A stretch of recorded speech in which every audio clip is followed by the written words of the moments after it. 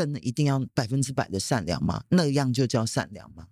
因为我就说我写剧本是为了检讨自己嘛，就是自己谈恋爱谈不好，然后犯了很多错误，到底是我们选择了选择，还是选择了我们？你要打开了这个盒子，才知道猫到底死了还是活了。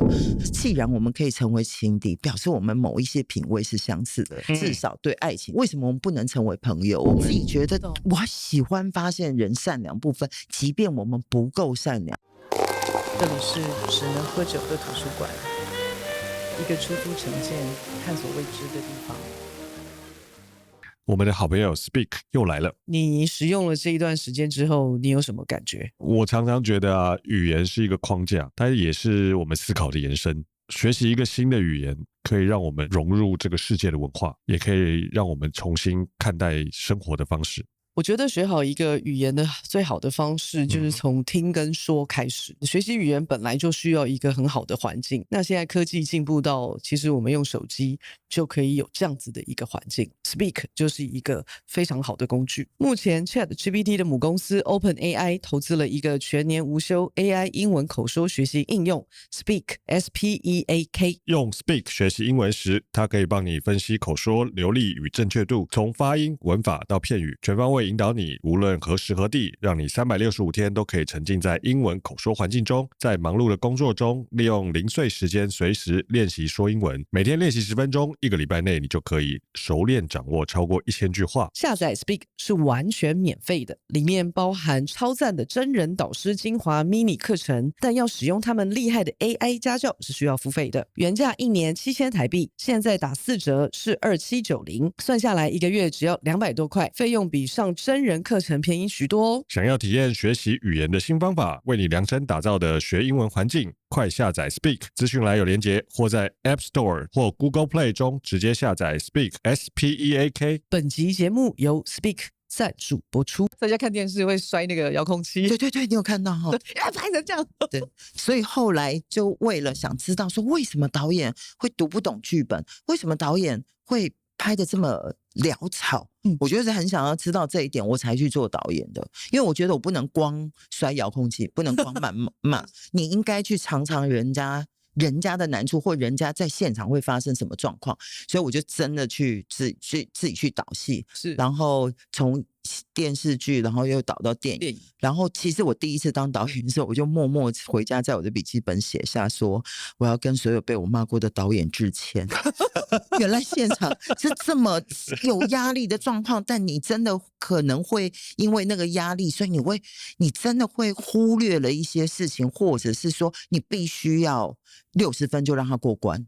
因为时间的压力什么的，所以然后也会有那种，因为我自己在拍我自己的剧本的时候，我也会有今天拍摄现场的时候阅读错我当时的初衷，我忘了嘛，因为距离写剧本已经可能1年了或者什么，所以你在拍的时候你已经忘记了当时写这个戏的初衷，一样是一场吵架的戏，可是当时写的时候这场吵架我是为了传递就是男女之间不能理解彼此的需求的，但所以它是爱，他要拍出来是爱，但我真的让他们吵的没有目的，所以那个戏就会走位。所以走掉位以后，但我有一个优点，就勇于认错。就当晚就会写信带群组说，明天请给我1小时重排，拜托，我一定会把其他的场次弥补过来，拜托让我重排。但我也理解了为什么导演有的时候真的会阅读错误你的那个初衷。因为拍戏现场应该都是很混乱的。对对对，有各种难题嘛。那我可以问一个问题吗？就是说你在写这个我们不够善良的这一部剧本的时候啊，你觉得你有变吗？有变。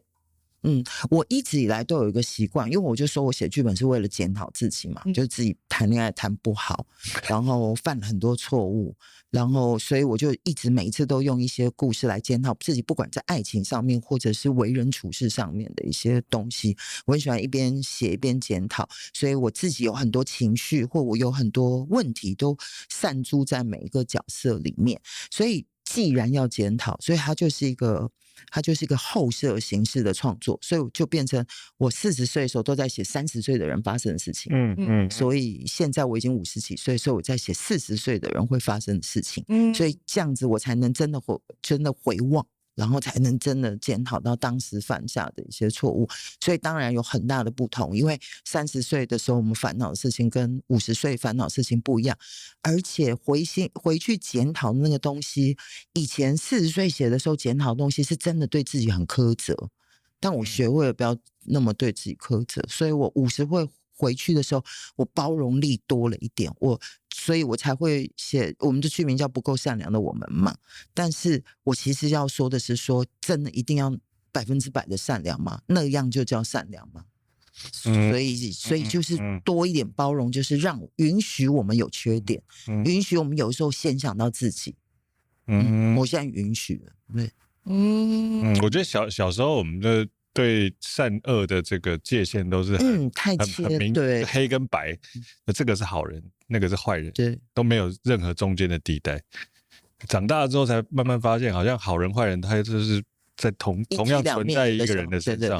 对，我只看到，我也只能看到第2集。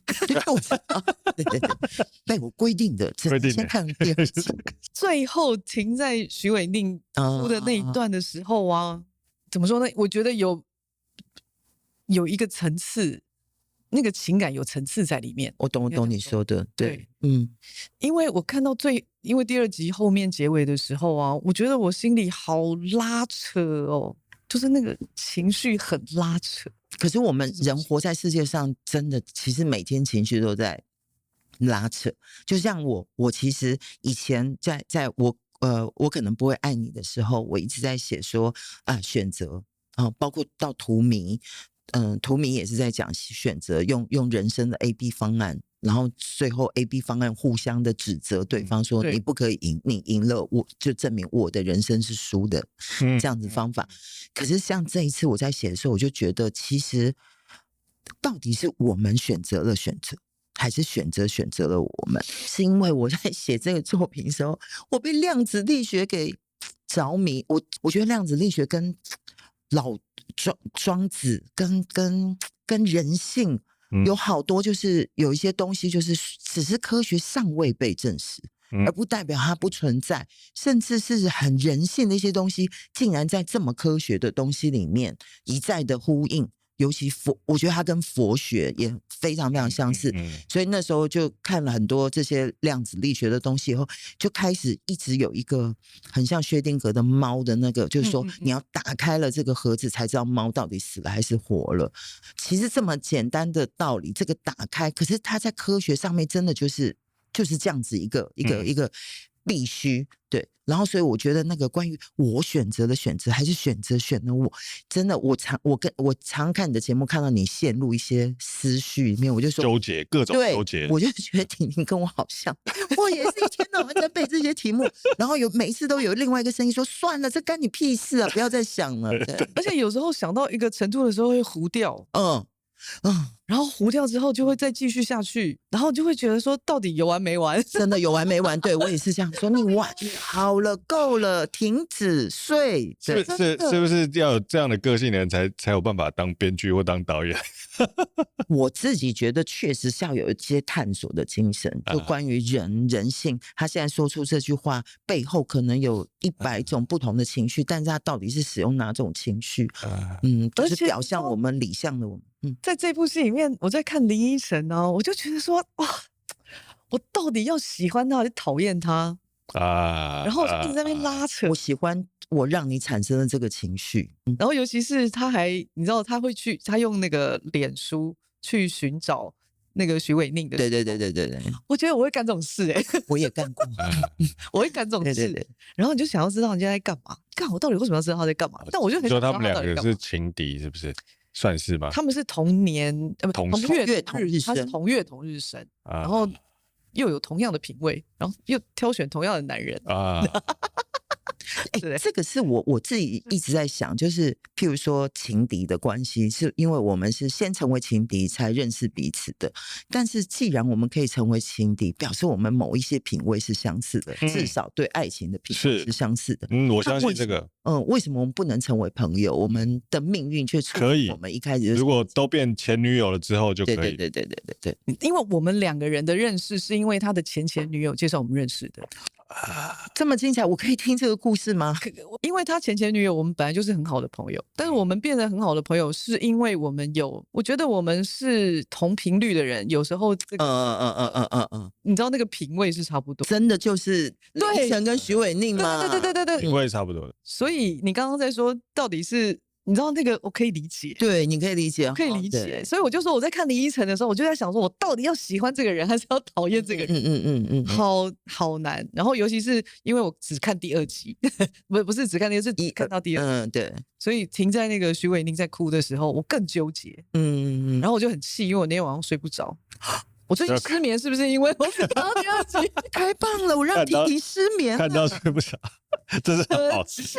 我就跟主任说，我觉得很好看，谢谢，我很气，但真的很好看呢。谢谢我其实啊，我谢谢你，不是说你称赞很好看，是你真的有看到一些关键性，就是我们对一个人的喜恶。你看我戏里面用了大量的喜恶，包括那个贺军翔的妈妈不喜欢 Rebecca， 不喜欢许瑋甯，喜欢林依晨，然后后来他成为他媳妇以后，他对他诸多嫌弃，就是我在戏里面玩弄了很多，就喜欢与不喜欢。我们就是就像你不晓得到看完以后，你现在到第2集的地方，你不知道要不要喜欢依晨这个角色。我觉得其实都是我其实在戏里面一直在探讨，就是我觉得刚我们有聊到，我觉得一个人他其实就是一本书，其实你真的要阅读到最后，你才会知道这个人的全貌。但是我们常常都只有那个简短的面向就决定了我们跟这个人的缘分，也是我刚刚讲情敌那种，其实明明真的很有机会成为很好的朋友，因为大家那么相似。所以这个戏里面讲了很多是我自己的反省。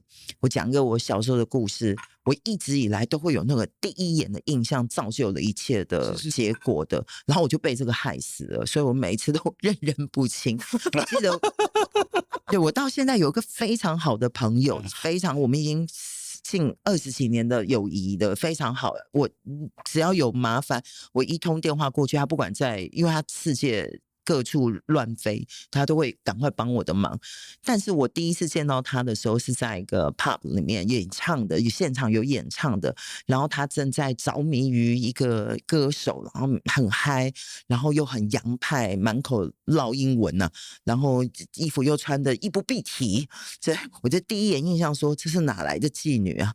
结果后来我跟他成为那么好的朋友，所以我终身都在反省自己为什么要用一个眼光就决定了一个人的状态，我一直在反省，所以到现在我都每一次认识一个新的朋友的时候，我都觉得需要时间，需要阅读。你有没有一个感觉，就是我们两个都是比较那种帅的女生，对，但是其实我们很多事情我们不太容易过关，我不晓得你跟我是不是一样。就譬如说我有看过很多朋友，他们有一个甜美的个性，然后他可能很容易就可能出了一点错误，我们可能会被长官骂的臭头，但他就是吐舌头，然后长官就说好了，下次注意一下。对，没错，是不是？对，因为长得正，不止长得正，我觉得有一种气氛，有一种他散发出一种就是对可以原谅他的那种，可以我称这种人叫做轻巧型。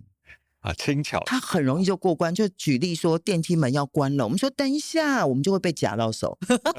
他说等一下的时候，他一闪身就进去了。很多人生的关卡，他就是很容易就可以过去，对，就可以过去。轻巧型，很轻巧，他的命运很轻巧。然后我们跟 Rebecca 就是我们跟瑋甯的那个角色，就是比较运气就是没有，可以简单说运气没有那么好，也可以说我们稍微笨拙了一点，你就是很容易被撞到，被厚重型，厚重硬的，对，柔软度不够。对，然后我觉得我自己试探过，就是那种轻巧型的人，他过了3次关以后，他的概念里面就会有他每次都会过关的一种自信感。然后那个过关的那些东西，就是会让我们这种每一次都硬碰硬，然后努力了还要被骂的人，就是很气愤，对，不平，对，不平。但他们也只是命运给了他们这样的灵巧。其实我现在就是1、2集我们在金马奖有那个影展的期间的时候，我们有首映嘛，就获得很好的口碑。然后当时看完的时候，就大家发的限动都说我就是 Rebecca。什么 Rebecca 什么什么，我懂什么什么 Rebecca 好痛，我也痛什么什么，就是所以韦妮那个角色确实得到了比较多的人的共鸣，但我觉得依晨的角色一定有很多人暗暗的在心里说，哎，怎么这么像我？但是大家不敢承认。那比较 lucky 的那个哦，可是最后那一幕实在是好，而且他又诠释的很棒，对啊，对啊，他最后那一幕实在太棒了。你知道那种复杂的心情，看到当时的初恋，然后现在已经成为别人的父亲，真的，我那时候要写那个跟前男友碰面这个事情，也是因为我有一次去听万芳演唱会的时候，对我就说我已经从30岁到现在都没谈恋爱，那个就是我30岁谈的那场恋爱之后都没有谈，但我真的在万芳演唱会的时候跟他重逢，对，然后完全很意外的，然后重逢，然后真的已经隔了快20年了，他真的就是像贺军翔那样白发。然后我真的看到他的那个出现在我眼前的时候，有了白发，然后不再是以前那个翩翩少年的那个样子的时候，我突然原谅了所有一切的那个过程。我觉得就是岁月是岁月，我原谅岁月啦，原谅我自己变成那么老，是因为我觉得那个岁月是最美的，因为就是所有的东西你都会淡忘掉了，你只是心疼他说，天哪，这20年你发生了什么事情？为什么从一个翩翩少年到这样？当然没有上前去问啦，但你只是就是会原谅一切，所以那个可能是年纪大了，人心也变柔软了，所以整个就会原谅那时候的大家的争执啊，或者背叛啊，或者什么都会。你有上去打招呼吗？有简短的讲起话，我就笑着看他说：“你怎么变这么老？”他说：“你以为你还很年轻吗？”真的，对，你觉得你是以前是一个爱恨分明的人吗？很倔强，在爱情里面，你是一点点就是人长得不像公主，但充满了公主病，有一点瑕疵掉头的。这什么形容啊？你应该可以理解吧？因为我月亮上升都狮子啊，所以那个骄傲，即使心里面心如刀割，很想回头，可是那个掉头的那个瞬间都要帅。你在转头，你是说头发飞舞？帅，有帅，必须的，有帅，回家哭的跟猪一样，现场都要那么帅，都要帅啊！哦，太倔强。那你在那个谁先爱上他的？你说你本来就是要写一个狮子座的女生，不是那个是我可能不爱你。我可能不会爱你，对，也是依晨嘛，对，也是依晨，狮子座女生，对，就骄傲，就什么什么的，就是拿我自己的月亮跟上升出来想，他如果碰到状态，所以你在讲你自己，对，其实事件不是我自己事件，但我情绪我懂。就是因为狮子座那些情绪，就譬如说，他一生都在期待的，就是说我跟我前男友要重逢的时候，他那也是跟前男友有个重逢，大家就说他一定要最美最棒的时候，结果是他倒垃圾忘记带钥匙，被关在最浪费的时候遇到，你看他有多愤怒，对，这墨菲定律。对，那我再问一个问题，谁先爱上他的里头啊？有你吗？没有，谁先爱上他是非常有趣的一个过程，是说我不知道为什么，就打从我当了编剧，也知道为什么，就打从我当了编剧以后，不断的有周遭的人，甚至不认识的粉丝，因为像我的那个 FB 的那个粉专上面，我是锁掉留言的，因为每一个人都来跟我讲说，我的故事很精彩，提供给你写剧本，我崩溃了。然后对，我们也会收到这种，是不是？就说你们聊的那些都是每个人都会有的，我的都比你们精彩，都比你们更离谱。然后我的周边的朋友也常常这样跟我讲，那后来有一次是我已经失联很久，我国中时候的班长，你看我都几岁了，国中叫13、14岁，对，都已经失联这么久了。他找到我以后，他就说，听说你现在在当编剧，而且很红。我跟你讲我的故事，我那个班长他其实在学校的时候就太漂亮，功课太好，所以他就有一种骄傲。他说：“我告诉你，我的故事说给你听，一定精彩，要不要听？”还这样要求我。我想说，也太骄傲，你这个个性怎么30-40年来未变啊？然后，但是他因为从国外回来，他就坚持说要住我们家，说他的故事给我听。那我也觉得说好，就好吧。但我心里面就跟我的助理说，完蛋，我一定会度过几天的痛苦的日子。就没想到他当天晚上来的时候，他就立刻就说给我酒。然后倒了酒给他以后，他就说他要说他的故事。他一说出来的时候，我就真的傻眼了，真的比我写的故事还要精彩。他那么骄傲的一个人，他好像本身就是狮子座，那么骄傲一个人，那么优秀一个人，从小漂亮到家，然后功课好的要命，又是一直以来都是班长的一个女生。结果他很棒的婚礼，然后结婚，生了一个女儿，之后有一天她回到家，打开房门的时候抓奸在床，而且她老公是跟一个男人。她把这个故事告诉我的时候，我整个，然后而且啊，我觉得最主要是说故事的状态。她说的说，你知道吗？他跟谁在一起？就是他很轻松的在讲一个这么悲惨的故事，然后讲完之后，他还说我现在很好，我现在过得非常好。我一直强调他很好的时候，我看到了他好让我心疼的，对，很想拥抱他的部分。然后，但是你知道，我们都已经活到50岁了，很不擅长拥抱了，所以我就觉得说，我想写一个故事，我想用这个故事来福报。Oh my god！ 对，这是什么样的场景啊？但是因为我当时要写这个故事的时候，我就觉得说我自己来写，因为我会照我的班长的个性原型去写进去，我觉得这样不好。我还是希望有一些保留什么的，所以我就找了我的编剧界的好友吕诗媛，来写。所以他先写一版，然后我再调整一版。但是你现在把它讲出来是 OK 的吗？因为我们这个戏有发生一件事情，是被说我们的故事是抄袭。对，所以我必须跟我的班长讲说，那我要说出我们这段故事，然后去证实说没有。他说没有问题，我已经很好了。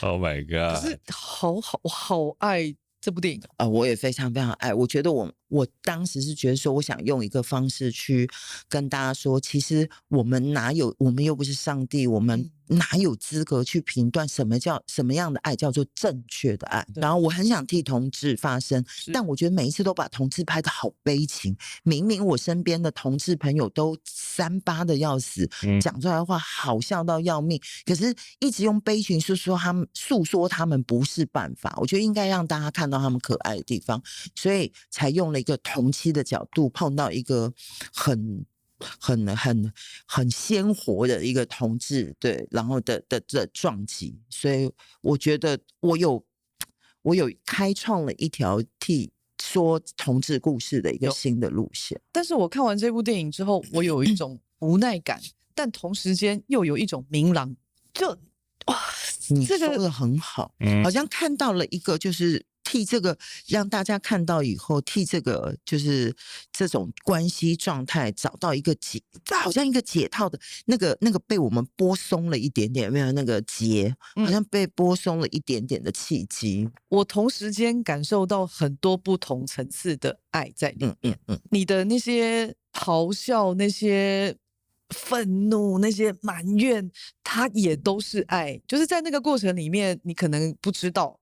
可是，一直到 ending 的时候，你会明白那些都是爱，所以你很伤心，但同时间你其实是明朗的。对啊，就包括说，妈妈对儿子的这种，我以前就发现一件事情，就是我们会其实我们人生里面最大的压力，反而往往都是来自于最爱我们的人。从要考什么学校啊，一直都是，对。就爱会有一种某个程度上，他可能会有一点执着，他会有一种要求，或者因为我很爱你，所以你应该要怎么样，对之类的啊。但是无可厚非，因为我们都在学，我们第一次生而为人，前世的记忆也记不住了，所以第一次面对所有我们要重新学习的东西。那你是怎么在你的人生经历里面去感受到这么多不同层次的爱呢？因为像我们有一阵子有一个听众写信来说，他活了多少岁，然后他都没有感受到爱或什么之类的。对你来说，怎么样才能够感受到爱这件事情？你看我未婚，我从30岁到现在也没有谈恋爱了，但我觉得我不能讲说我们的就是会把爱情放太大，但事实如此。但我觉得还有一件很关键的事情，你要别人爱你，你要先爱别人呐。对，就是譬如说我自己的原生家庭是有一点点状况的。我妈妈是离婚以后再嫁给我爸爸，所以我前面有2个姐姐跟1个哥哥，他跟我不是同一个父亲，然后我是唯一我这个父亲的独生女儿，但是我们的感情好得非常好，就是他们3个从小，我哥哥3岁，我妈妈就离开他离婚了，然后我是在我妈妈的一个放她的那个很重要的东西，大家都有一个小盒子会放那些东西，里面发现了一张我哥哥的大头照。然后他就是我看到那个大头照，我哥很呆，是一个5岁的小男孩嘛，在那拍照。哥哥特地去花钱到照相馆拍了一张照片寄给妈妈，背后写着说：“妈，毛毛好想你。”然后用那个小朋友5岁的，可能是姐姐拿他的手写的。然后我看到那张照片，我就大哭了。所以我此生都觉得说，他们就是我不知道，我甚至带了一份赎罪的感情在面对我的哥哥跟姐姐，所以他们的孩子我更分外的疼爱，所以从爱他们到爱他们的孩子，我付出很多，就包括说我姐姐他们的小孩，我很高兴我不是他们的妈妈，但是我又有他们的妈妈的年纪，所以以至于他们有很多心事是可以跟我分享，他们跟我可能更亲近，亦师亦友。然后还可以偶尔骂骂我，对对对，就撒娇的骂我什么之类的，所以那个感情浓到我姐姐的小孩来台北念书，住在我这里，工作住在我这里，一直到我把他们送出去，都结婚的结婚，嫁人的嫁人，现在换我哥哥的儿子也跟我在台北，那还好，他说他想要单独住，他不想每天都看到小姑姑，但是每个礼拜他都来跟我分享他的心事，我从他3岁就跟他每天晚上通电话，分享大人跟小孩子讨一个说可爱的答案，小孩子跟大人索取一些经验值。我从他3岁到他现在已经24岁了，我们没有间断过，每一个礼拜要通一次电话。现在是面谈呐，因为他已经到台北工作，所以我对他们付出的爱，以至于他们爱我。我觉得我们每一次有很多时候要检视我有没有付出爱，这个人值不值得我付出爱。就是那个，当你付出了爱以后，你发现得不到的时候，你就要判断，你愿意就是爱你是我一个人的事情，我要一个人成全他，还是你希望得到回馈？你自己可以判断，你的付出要付出多少，什么时候停止？但我总觉得我们都是在比较多的时候是在评判你先付出了多少。我要怎么对的？我才要不要对等的？我觉得有的时候是发生了这样子的问题，你会觉得你终身得不到爱。但我就觉得说，我已经忙到，我已经我要付出的爱跟我得到的爱已经忙到，我现在真的不需要谈恋爱，都不觉得自己寂寞。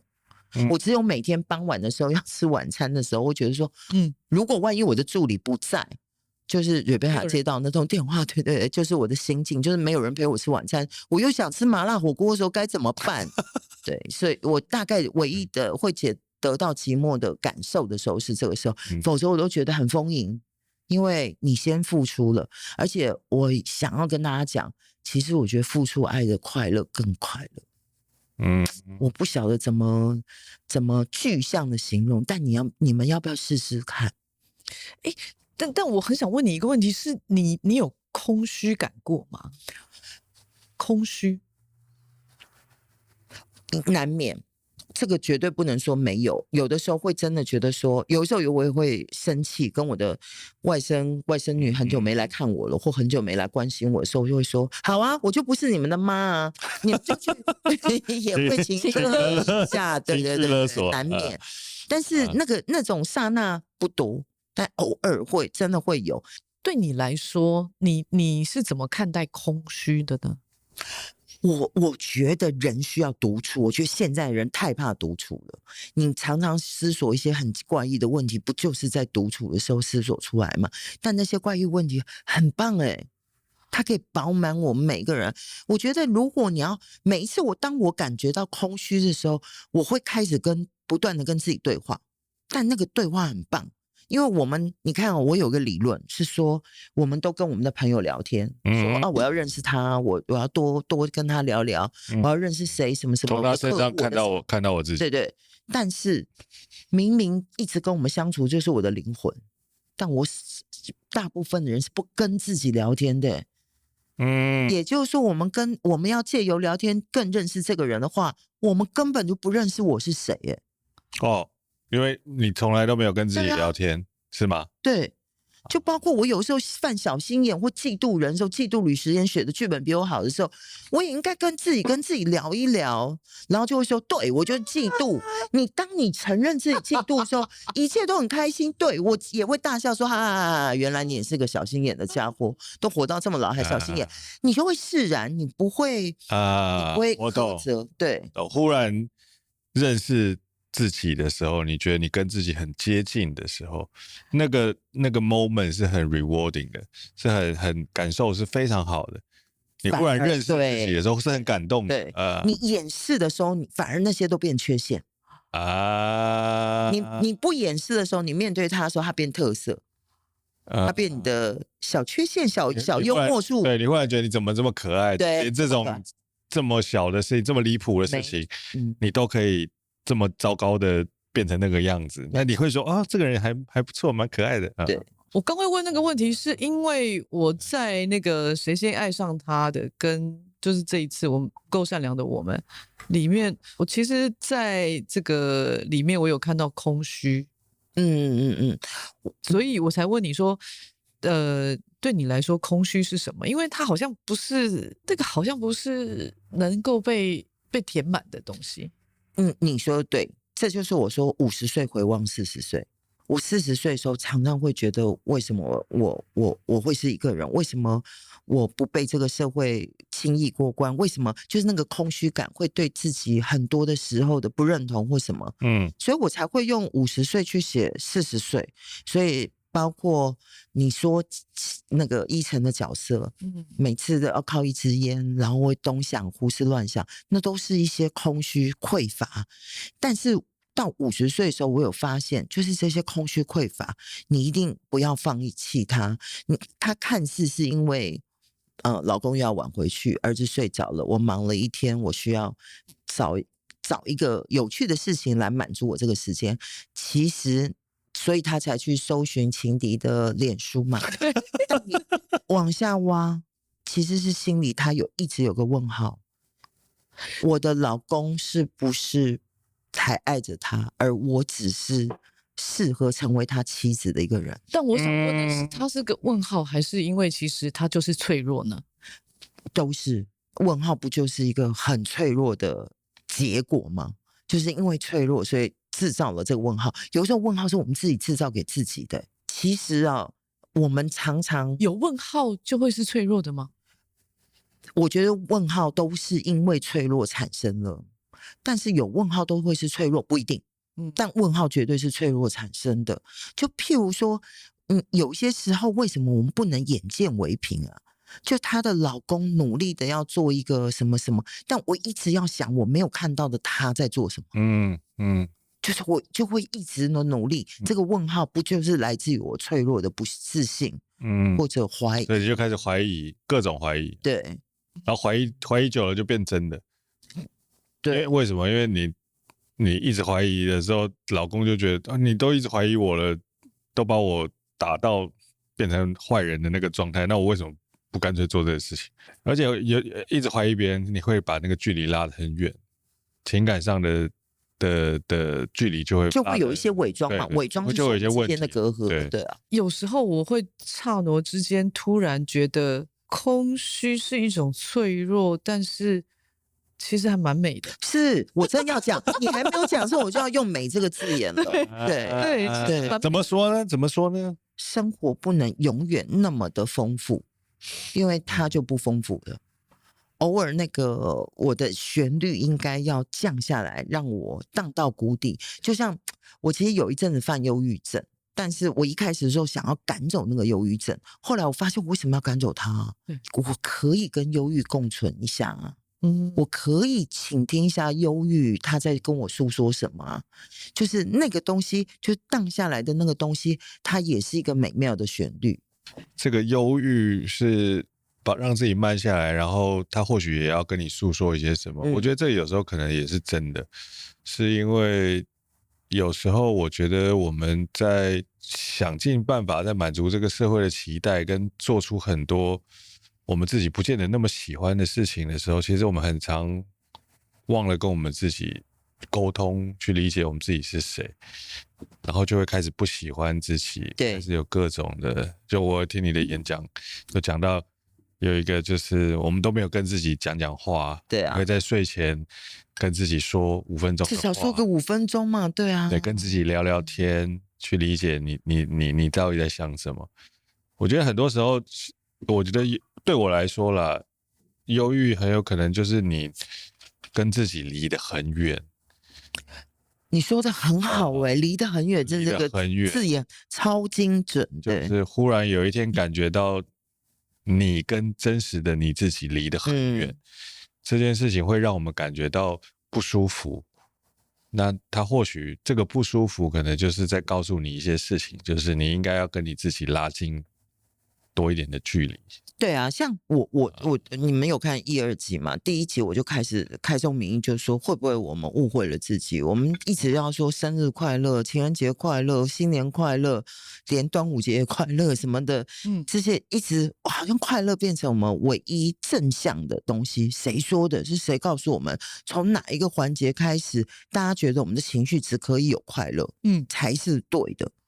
不对啊，本来忧郁、感伤、愤怒什么，这都应该是正常的情绪啊，正常。对，所以我开始觉得，我从那一刻开始，我就觉得说，我们是不是狭隘了？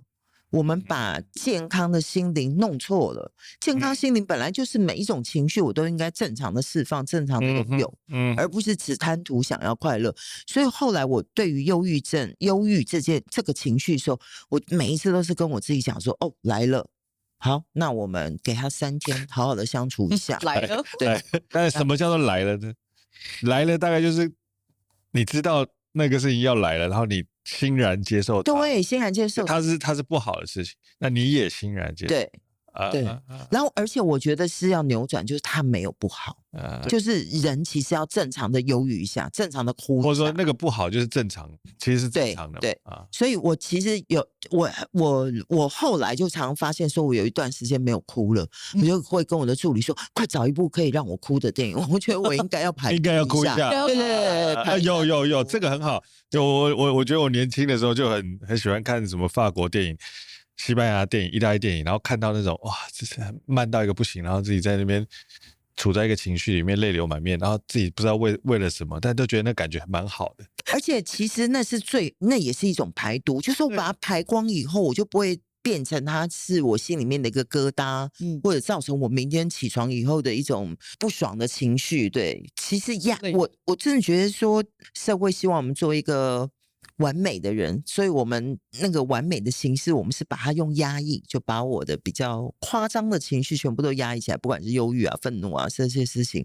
可是我觉得可能我们误解了完美了。我觉得完美就是一个有特色的我们，就是让我们更完整一点，更我一点。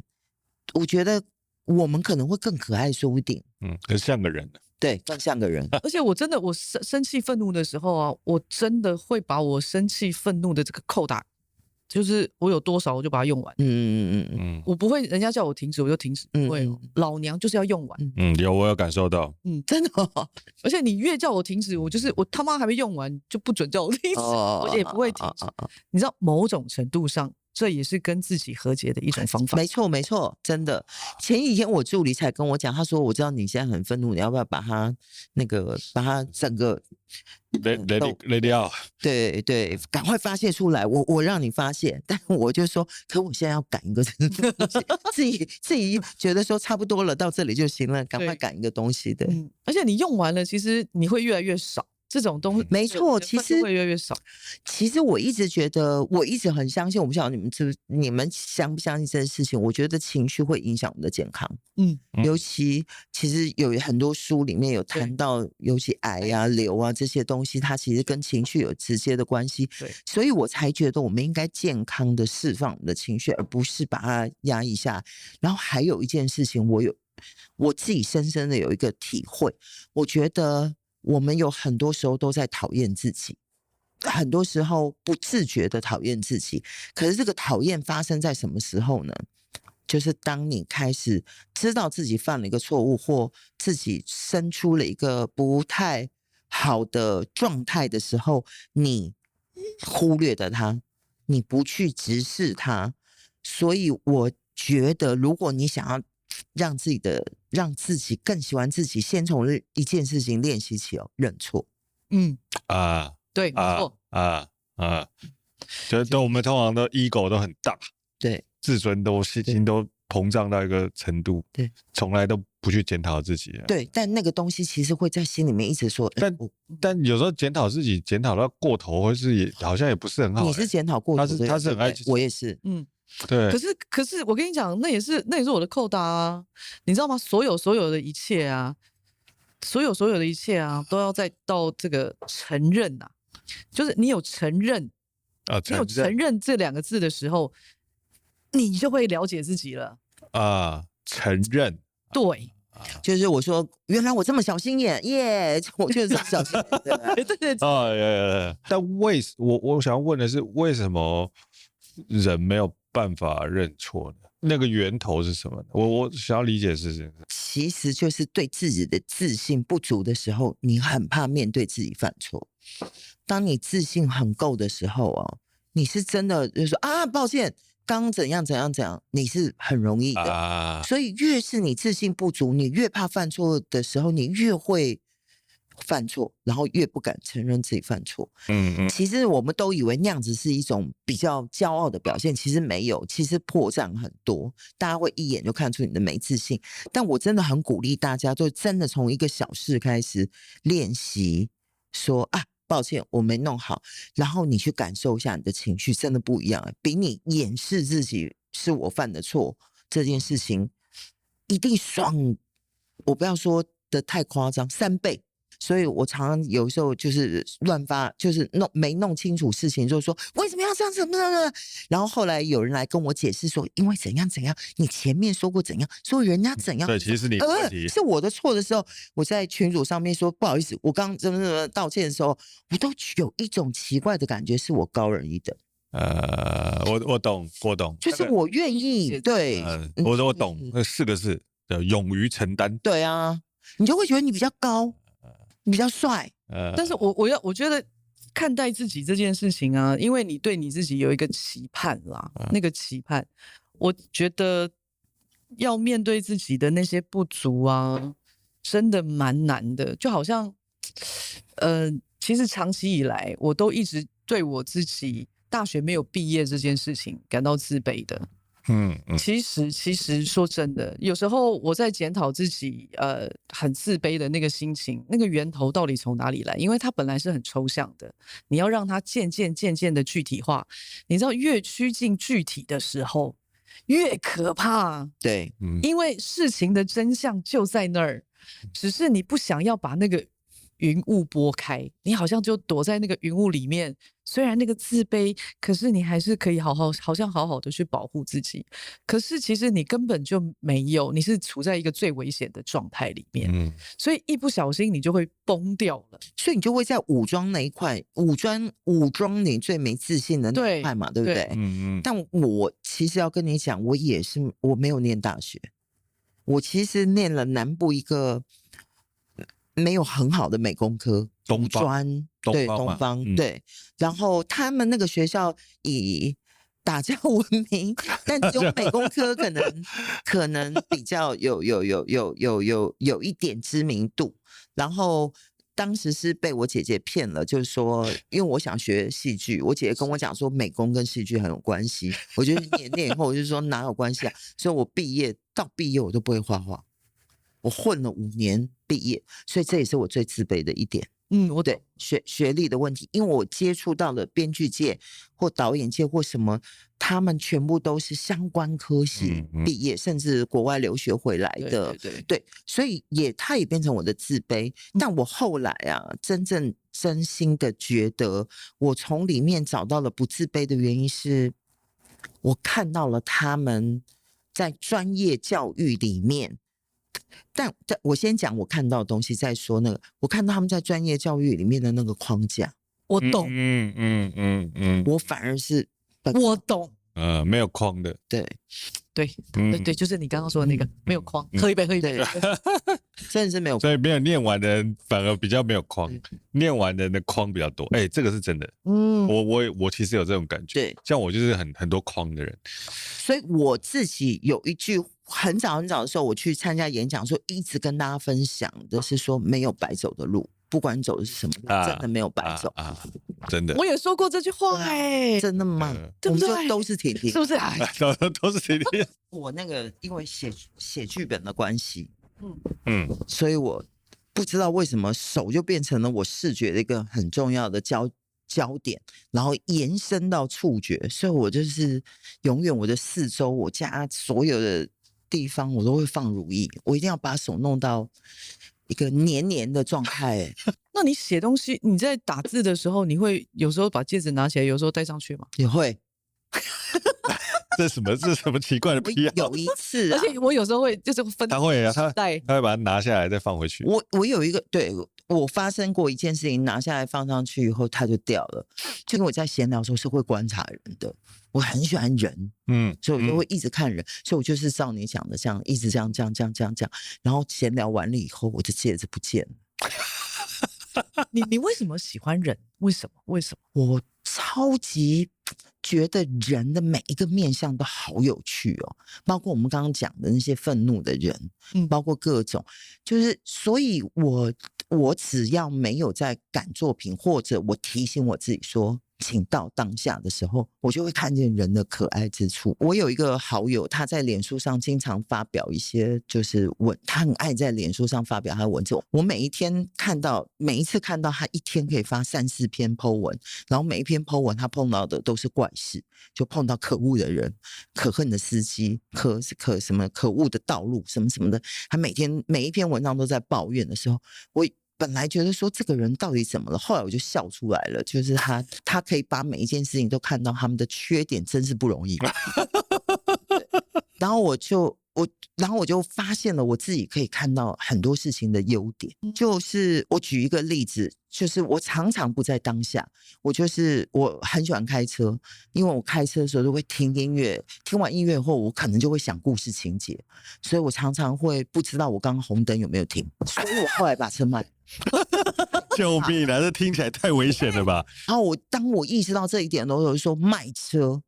绝对要卖车，因为我自己的生命安全没关系，我害到人家怎么办？他是不可以开车的人。我们小孩刚出生，他推一个婴儿车在卖场里面，然后他会一边推婴儿车，然后把婴儿车推到别人的脚上面去。你一定在想别的事情。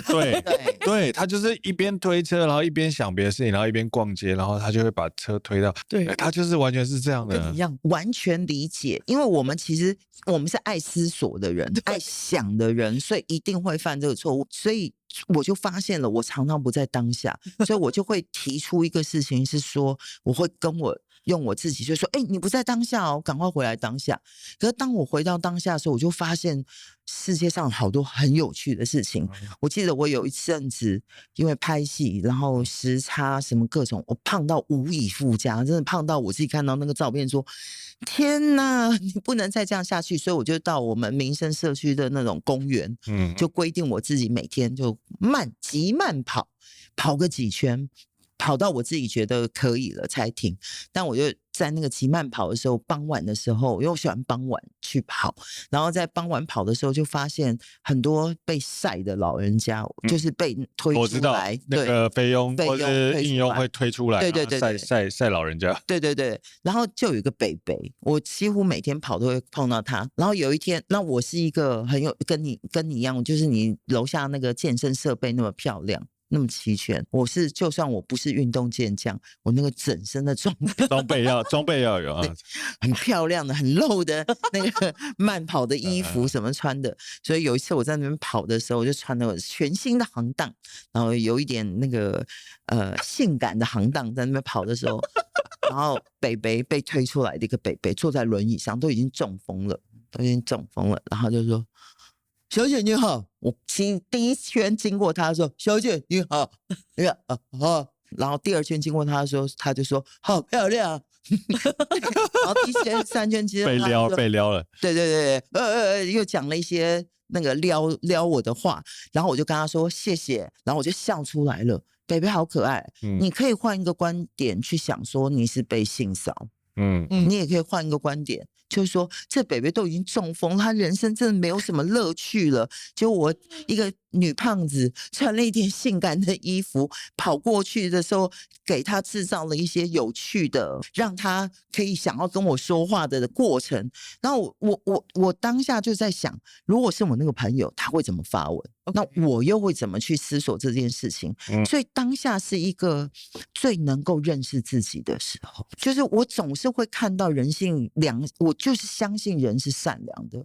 所以我说我对这个戏的不够善良的我下的是说，发现不够是因为就是善良，你善良才会发现你不够啊。你不善良的人根本不会发现自己够不够的问题啊，所以我自己觉得我喜欢发现人善良部分，即便我们不够善良，但每一个人都有一刹那的那个很可爱的善良的一面。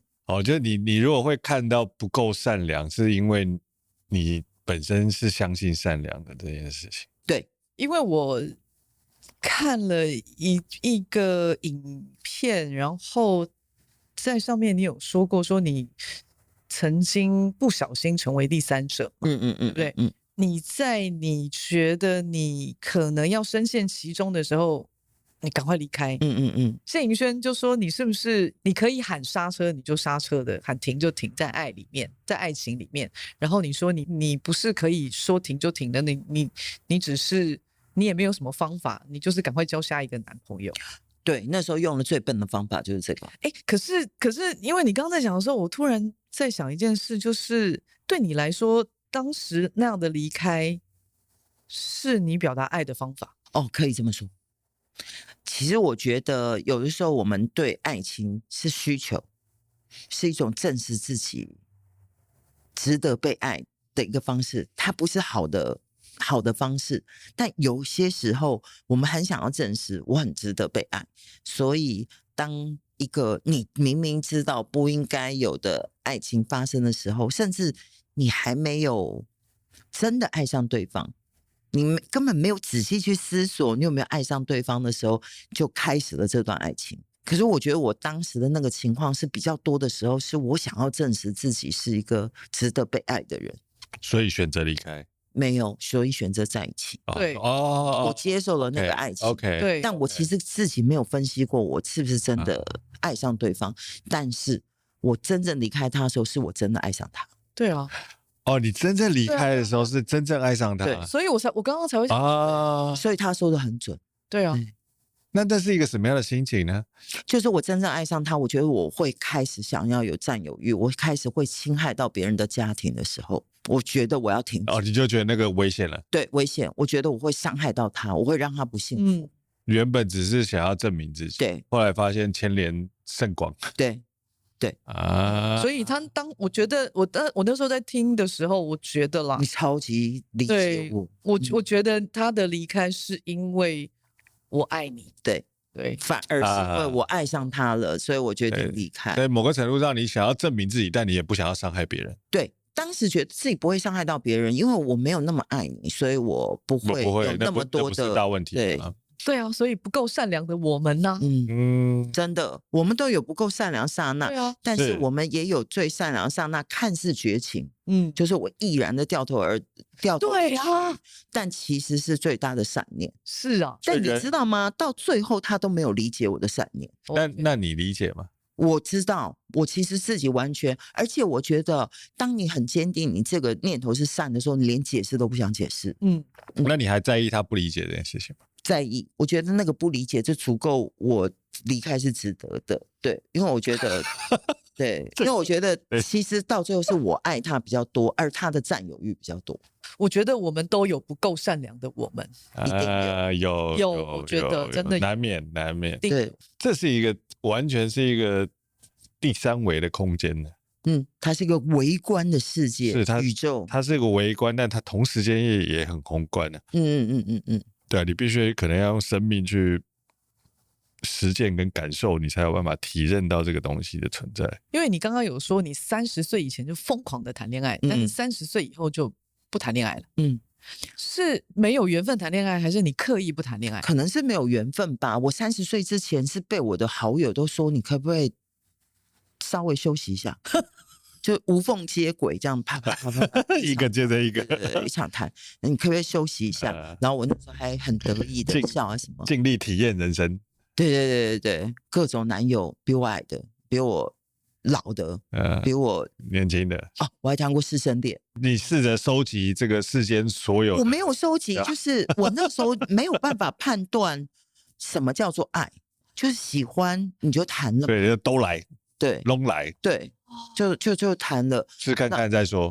然后我一直被我的好友一直说我这样子叫做就是很糟糕，在什么什么浪费自己的青春。后来他说对哦，我也觉得蛮浪费青春，因为我觉得我没有那个无缝接轨的恋爱，最糟糕的地方是说你每一次恋爱都没有检讨，每一次恋爱都没有检讨，你没有经过检讨就下一次恋爱了，是这样子吗？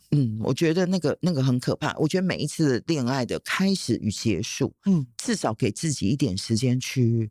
你说是悼念这段爱情也行，但你可以给自己一点时间去检讨上一段理解。但我几乎是上午分手，下午就又是下一场恋爱开始了，你怎么检讨？但为什么会有这样的状态呢？我的问题是为什么？好像命运也推着你这样走。我就记得我跟我第一任，还是你觉得你是贪婪的吗？是真的很难讲在感情，这是贪婪的吗？我也不知道。譬如说，我稍举例好了，我第一任男朋友是我的老师，然后在整个谈恋爱的过程当中，他说要保密，只要你毕业我们就公开。然后等到我毕业了，他还是说保密，等到你找到工作我们再公开。我就发现你这个骗子。然后我已经想跟他分开，但我有一个比较懦弱的个性，就是我觉得我这辈子不要欠人，下辈子我才会好运，所以我已经觉得这段感情走不下去了，但我都没有提分手。是他有一天，那时候我已经毕业了，去找了在一个室内设计公司工作，然后他说我在楼下，你可不可以下来聊一聊？然后我就下去聊，我已经知道他要聊什么了，所以他跟我讲说要分手的时候，我其实笑了。我就是知道，而且我也觉得该分手了。可是当我坐了电梯，我记得我们那时候办公室在22楼，我坐了电梯上22楼的过程当中的时候，还是哀伤嘛，就是不管是你失去一段爱情，结束一段爱情，或者是说你被人家否定了嘛，因为人家先开口，我也不知道哪来的哀伤，我就一直掉眼泪，所以背后都是其他的乘客，其他的楼层的，他们都穿过我，一直下楼，因为我楼层很高。然后当到22楼门一打开来的时候，我的眼泪是整个这样啪啪啪流，外面就站着我们同事，一个帅哥同事，然后他一看到我在哭，他就说：“徐妹妹你怎么了？”他比我大一些，然后我就哇放声大哭，然后就把我带到顶楼去跟我聊天，爱情就开始了。所以你叫我怎么分析？等一下，这什么内容啊？我没有办法分析这个到底是什么，但他就开始了。这是命运的安排啊！所以他就一直这样子无缝接轨的，浑浑噩噩谈到超多恋爱，对。妈呀！所以我觉得我现在是在还债，你知道吗？我现在一次性的检讨，一次性从30岁到现在一次性的检讨。我觉得你30岁之前可能过得太过于精彩，嗯，我要笑死。然后没有细细品尝它其中的滋味，所以现在就是花时间来慢慢的对啊感，受它，一直在反省啊，反省了已经20几年了，还在反省。对啊，反省。我最记得谁先爱上他的，有一个专访，然后邱泽就说他们在演那部戏的时候，演着，因为那部戏本来设定是一个喜剧，结果演着，他说：“看这是喜剧吗？你觉得你的人生是，你知道我们不要说，我们是30岁以前那一段。”喜喜悲悲啊！你看我才哭着上去，然后就带我到顶就看到一个帅哥，对对，就接吻了。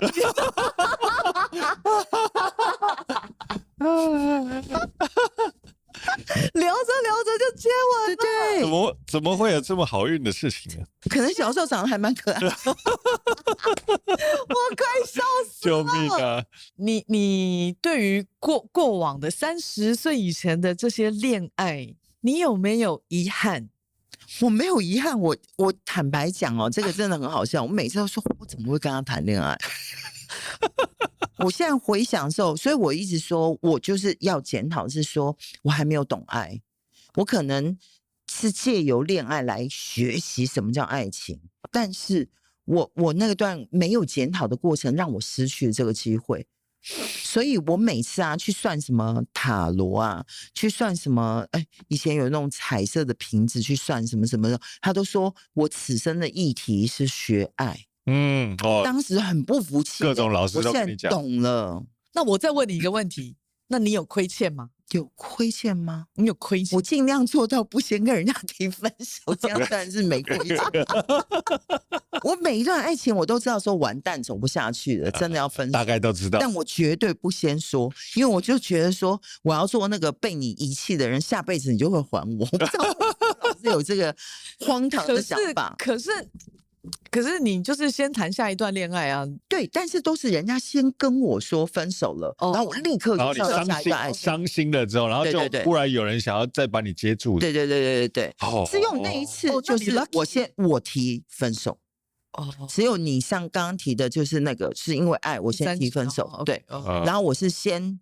就是提分手以后，我就立刻。我记得那时候，其实我在剧团 ，OK， 然后我们那时候要去加拿大演出，然后我一直跟加拿大那边的主办单位做一些联系，一直在联系当中。然后我先跟这个男友提了分手以后，隔没2天我就要飞到加拿大，我几乎是一下加拿大一下飞机，然后要登上主办单位帮我们准备巴士的时候，他们过来。迎接就是说，玉婷姐你好，我是谁谁谁。玉婷姐你好，我是谁谁。说，我一眼就看到了下一个。等一下，我就说，其实还蛮坏的，就是你说好，我要这一段爱情来帮我离开那一段，我觉得我可能会做不到的。对。我要被你笑死了。我觉得我不知道，我是刚听完，我就突然觉得你来这个人世间就是来体验爱到底是什么。对，我到现在还在学，我现在还在用剧本在学，还在跟我的观众们一起探讨爱是什么。我绝对不敢说我懂爱情，我其实不懂爱才写了那么多爱情故事，但我想探讨，我们一起探讨，包括拍摄期间我一直在思索。我懂。就是因为不懂，所以才需要问爱是什么。对，干嘛？你们比较懂，你们教我啊。因为他是一天到晚在问爱是什么的人，真的、哦。对，但我刚刚会问那一连串的问题啊，某种程度上，因为我30岁以前超级荒唐的，跟我一样。对，他是荒唐，超级荒唐。然后我一直在思索一件事情是，我有遗憾吗？没有。但我有亏欠吗？好像也还好。对。可是我有一种很不知道我要怎么去诉说的一个心情。然后我刚本来想问你说，那你有感谢吗？蛮感谢的，没有白走的路。蛮感谢没有白头。感谢的。我讲我第一段师生恋，我真的非常感谢他。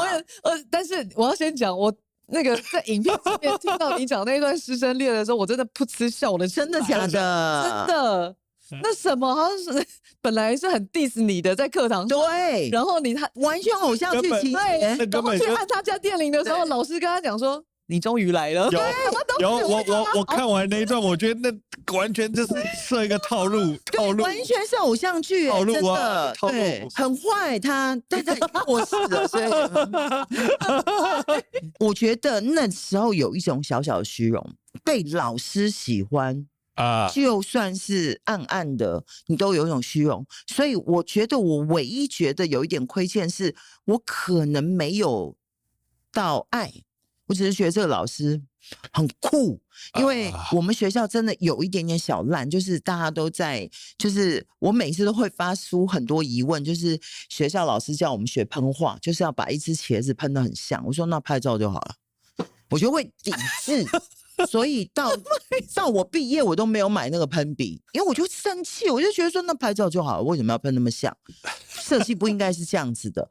直到这个老师来到我们学校的时候，他开启了我们什么叫做设计，什么叫做美，开启了很多。然后，但是在我不知道他是老师之前的时候，那个暑假，我就是为了抗争我们的科主任，就是他叫我们喷画，把茄子喷得很像，叫我们每个人买一台。那时候那个年代，你推回去40年前，一台喷画机要1万多块，哇，很贵，很贵，非常非常贵的。然后叫我们每一个人都要买一台，然后而且还要跟他弟弟是开美术社的买，我就觉得你这个根本就是你知道。什么科主任啊，这太坏了！所以我就告诉我们班同学说，接下来不要去科主任弟弟店里面买东西，要买什么我们左营新开了一家那个中华路上新开了一家美术社，我帮你们去问，我叫老板进货，自己发出狂言，就为了抵制。我这可能很狮子座，就是觉得看到路见不平就想要逞强，我因此被记了2个小过，就为了抗争，对，然后所以就为了。帮班上人买东西，我就去那家美术社，根本不认识老板。然后去的时候，那个男朋友就在店里面顾店，然后就很帅，脚还一只脚踩在柜台上面，这样很帅。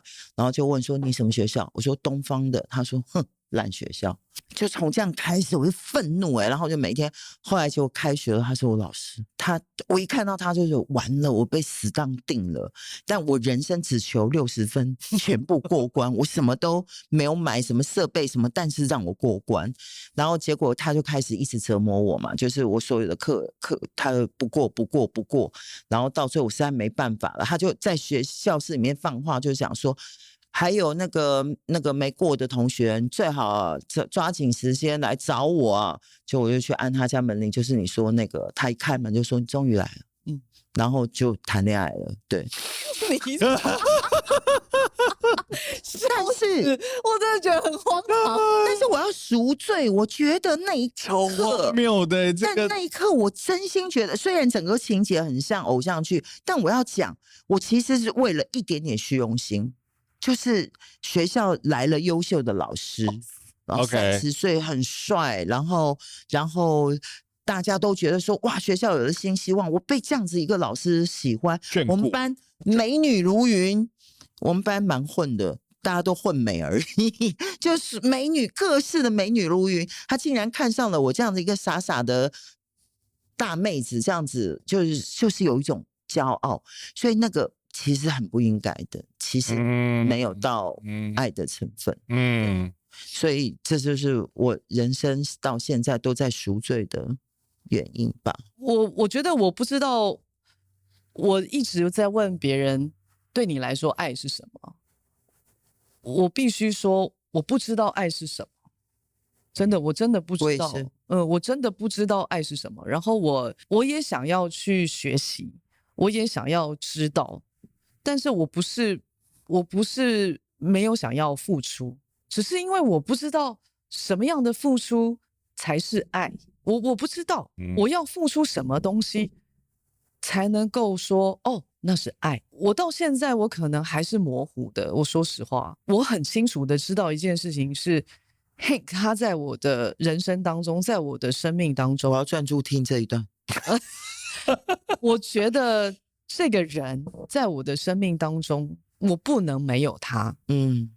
因为我如果没有他，我觉得我是失控的，我是不安定的，我是没有办法知道我的定位在哪里的，我不知道我的坐标在哪里。可是，那这个是爱吗？因为我不知道我付出了什么，我只知道我人生如果没有他，我不知道我的坐标在哪里。那这是爱吗？我听到的时候，我刚真的是觉得好感人哦。虽然我们都期待偶像剧要这样，就是戏剧要这样高潮迭起，但其实最感人就是你刚刚讲的，就是你的人生里面不能没有这个人。然后这个人证明了你的存在跟价值。对，就是我知道我的坐标在这里。对，所以我觉得这个超级感人。这就是其实在真实的生活里面，就大家不要被韩剧啊、被偶像剧啊养坏了。最感人的其实就是你让我存在。我其实觉得爱形式很多种，我们不应该设限，但什么东西让我充满了爱？所以我觉得我们不晓得为什么我们脑子里面一直被灌输说我这辈子是来找一个答案的。可能我这辈子就不是在找那个答案，而是我这辈子在学这件事情，或者你想要体验这件事。对，对，很可能我们两个都是来世这个宇宙这一世的宇宙是学着理解爱这件事情，但可能最终没有答案。但为什么一定要有答案？对啊，就是对啊，所以就不用有答案，我们就一直的去尝试，用我们的亲身证明，用我们的血泪，对，一直在去证明这些。但我要讲的是说，但我很感动于你刚刚说，你跟 Hank， 就是你是最了解他人，他是最了解那个人。你知道，了解这件事情太难了。我现在谈了这么多恋爱过程，30岁之前，我觉得没有一个人真的了解我。我也没有真的了解一个人。我觉得这件事情是我此生我觉得最大的遗憾。他们当然都教会了我一些事情啊。我刚刚要讲那个美术老师，就是他教会了我审美。所以到现在我对审美有一点点的成绩的话，都是源自于他。那每一任男朋友都会教会你一些，还是很感谢啦。对，非常感谢。对，但是我觉得就是那个你跟 Hank 的这个事情太难了，因为我们每个人都祈求我被了解，就是你那个暧昧10年的关系，他很希望他被了解。我相信他说的绝对此言不假。但是他有企图了解你吗？或者他就算企图，他能了解你吗？但为什么你们在也许是没有企图之下就能够彼此了解？所以但是可能也或许我也没有把那个了解的门打开。对。也或许，所以我说他企图了解你，但未能了解，这也是一个可能性。有时候会力有未逮。我觉得有时候像我们年轻的时候，常常会试着想要去了解别人，但后来发现有点困难，是因为或许门没有打开，不得其门而入啊。很多时候是这样。所以其实我觉得我不晓得怎么诠释爱，但我觉得爱需要一个事情，是它真的需要磁场。他真的需要天时地利人和，你打开了，你愿意。他有时候或许换个角度来讲，是我有意愿去爱，你也有意愿是让人家进入你的生命。就是我觉得我们都有一个需求，是我希望你进入我的生命，跟我更接近一点。但同时间，我也需要把我自己打开，你才进得来啊，不然你怎么样都进不来。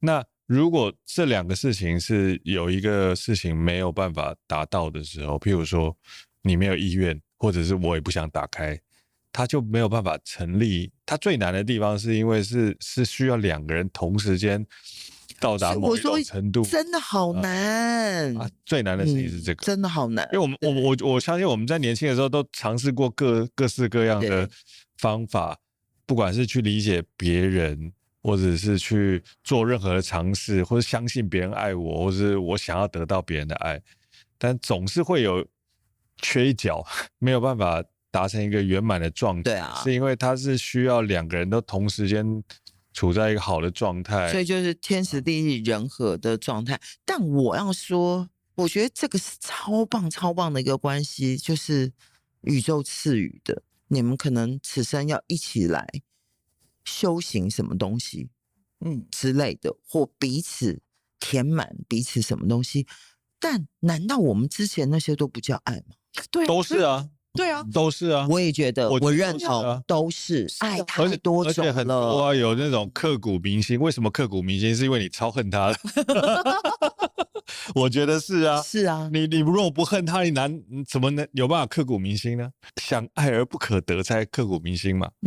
所以它都是爱，所以我们利用各种形式的爱，在学习爱到底应该提供我们什么，或在爱里面更认识我们自己什么。但我觉得终其一生，我们来这宇宙的就是我是谁，找到这个，找到我，认识我，拥抱我。同意。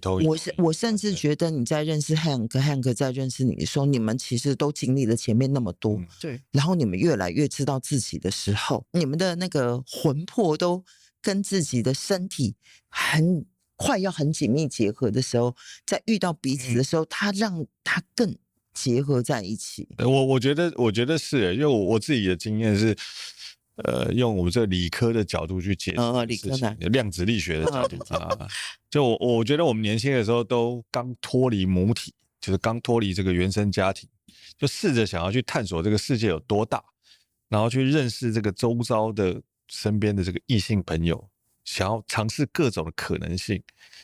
然后在尝试的过程当中，但其实我还是很想要对方是可以真的很理解我的，但我其实也不那么理解我自己。对啊，所以在这个过程当中，他会有很多的挣扎，很多的纠结，很多的挫折，都是很正常的。但就是这些很纠结的挫折感，让我慢慢的去回到说，去真正去理解我自己到底是谁。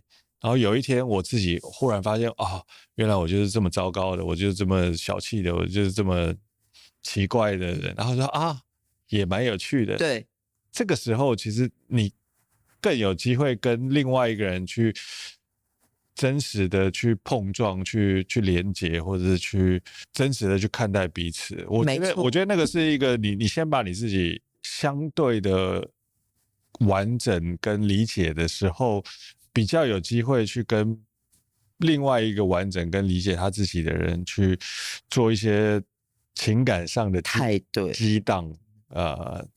那个激荡也不是永恒的，是因为人还是会变，且战且走的。但我们如果能够追求刹那即永恒的，我觉得很重要。就是刹那即永恒。就每一次就是看到一些情节，就是说，我爱你。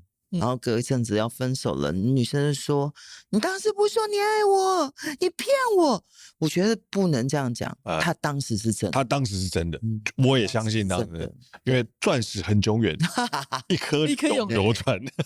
我真的觉得当时是真的。我觉得我们应该掌握的就是当下。因为一切都会变，对。然后我也常常听到一些台词，有时候我会跟戏里面的人对话啦，就他就会说：“你根本都不懂我。”我每次都会在电视前面说：“那你懂你自己吗？”这个是一个，对啊，这是个超级批判性的思考啊。我有讲过这句话，是吗？对啊。那我问你一个问题：你相信你是被爱的吗？我相信每一个过程的那些过程当中，我都深深被爱着，这是爱情的部分。我也相信在所有的亲情跟我周边所有的人，我常常都觉得我其实得到超多爱，我绝对不能够不知足，只是30岁以后没谈恋爱而已。但我周边的人充满了好多爱哦，包括我的外甥现在那个小女儿，就是她现在只有我从她2岁开始就陪她玩一个游戏叫狗游戏，就是她喜欢演我的狗。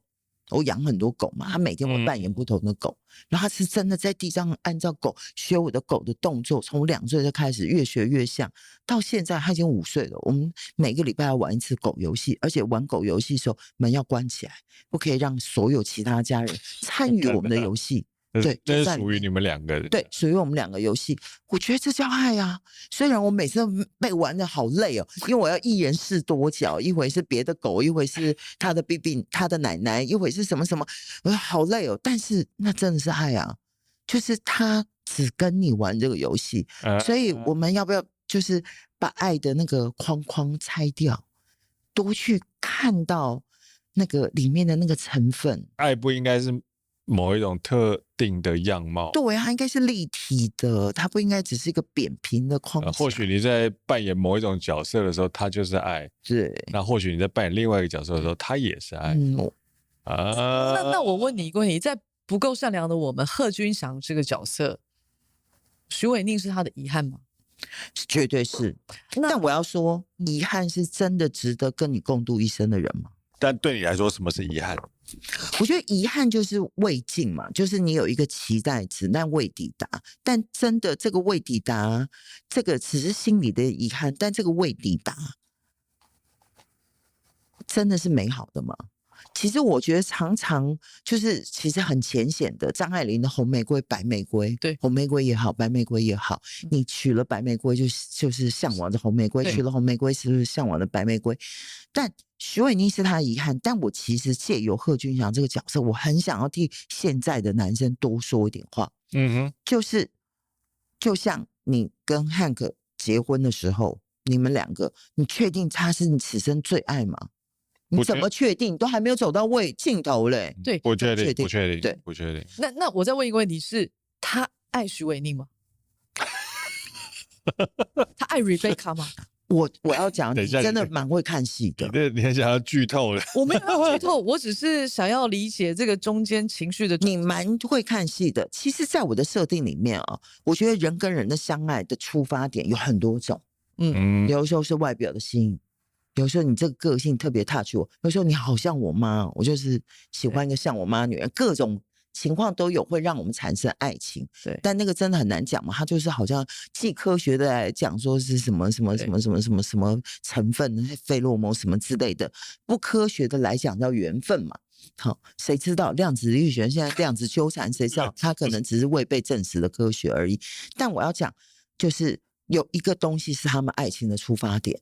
贺军翔在戏里面是单亲小孩长大，许瑋甯家庭也是乱七八糟的。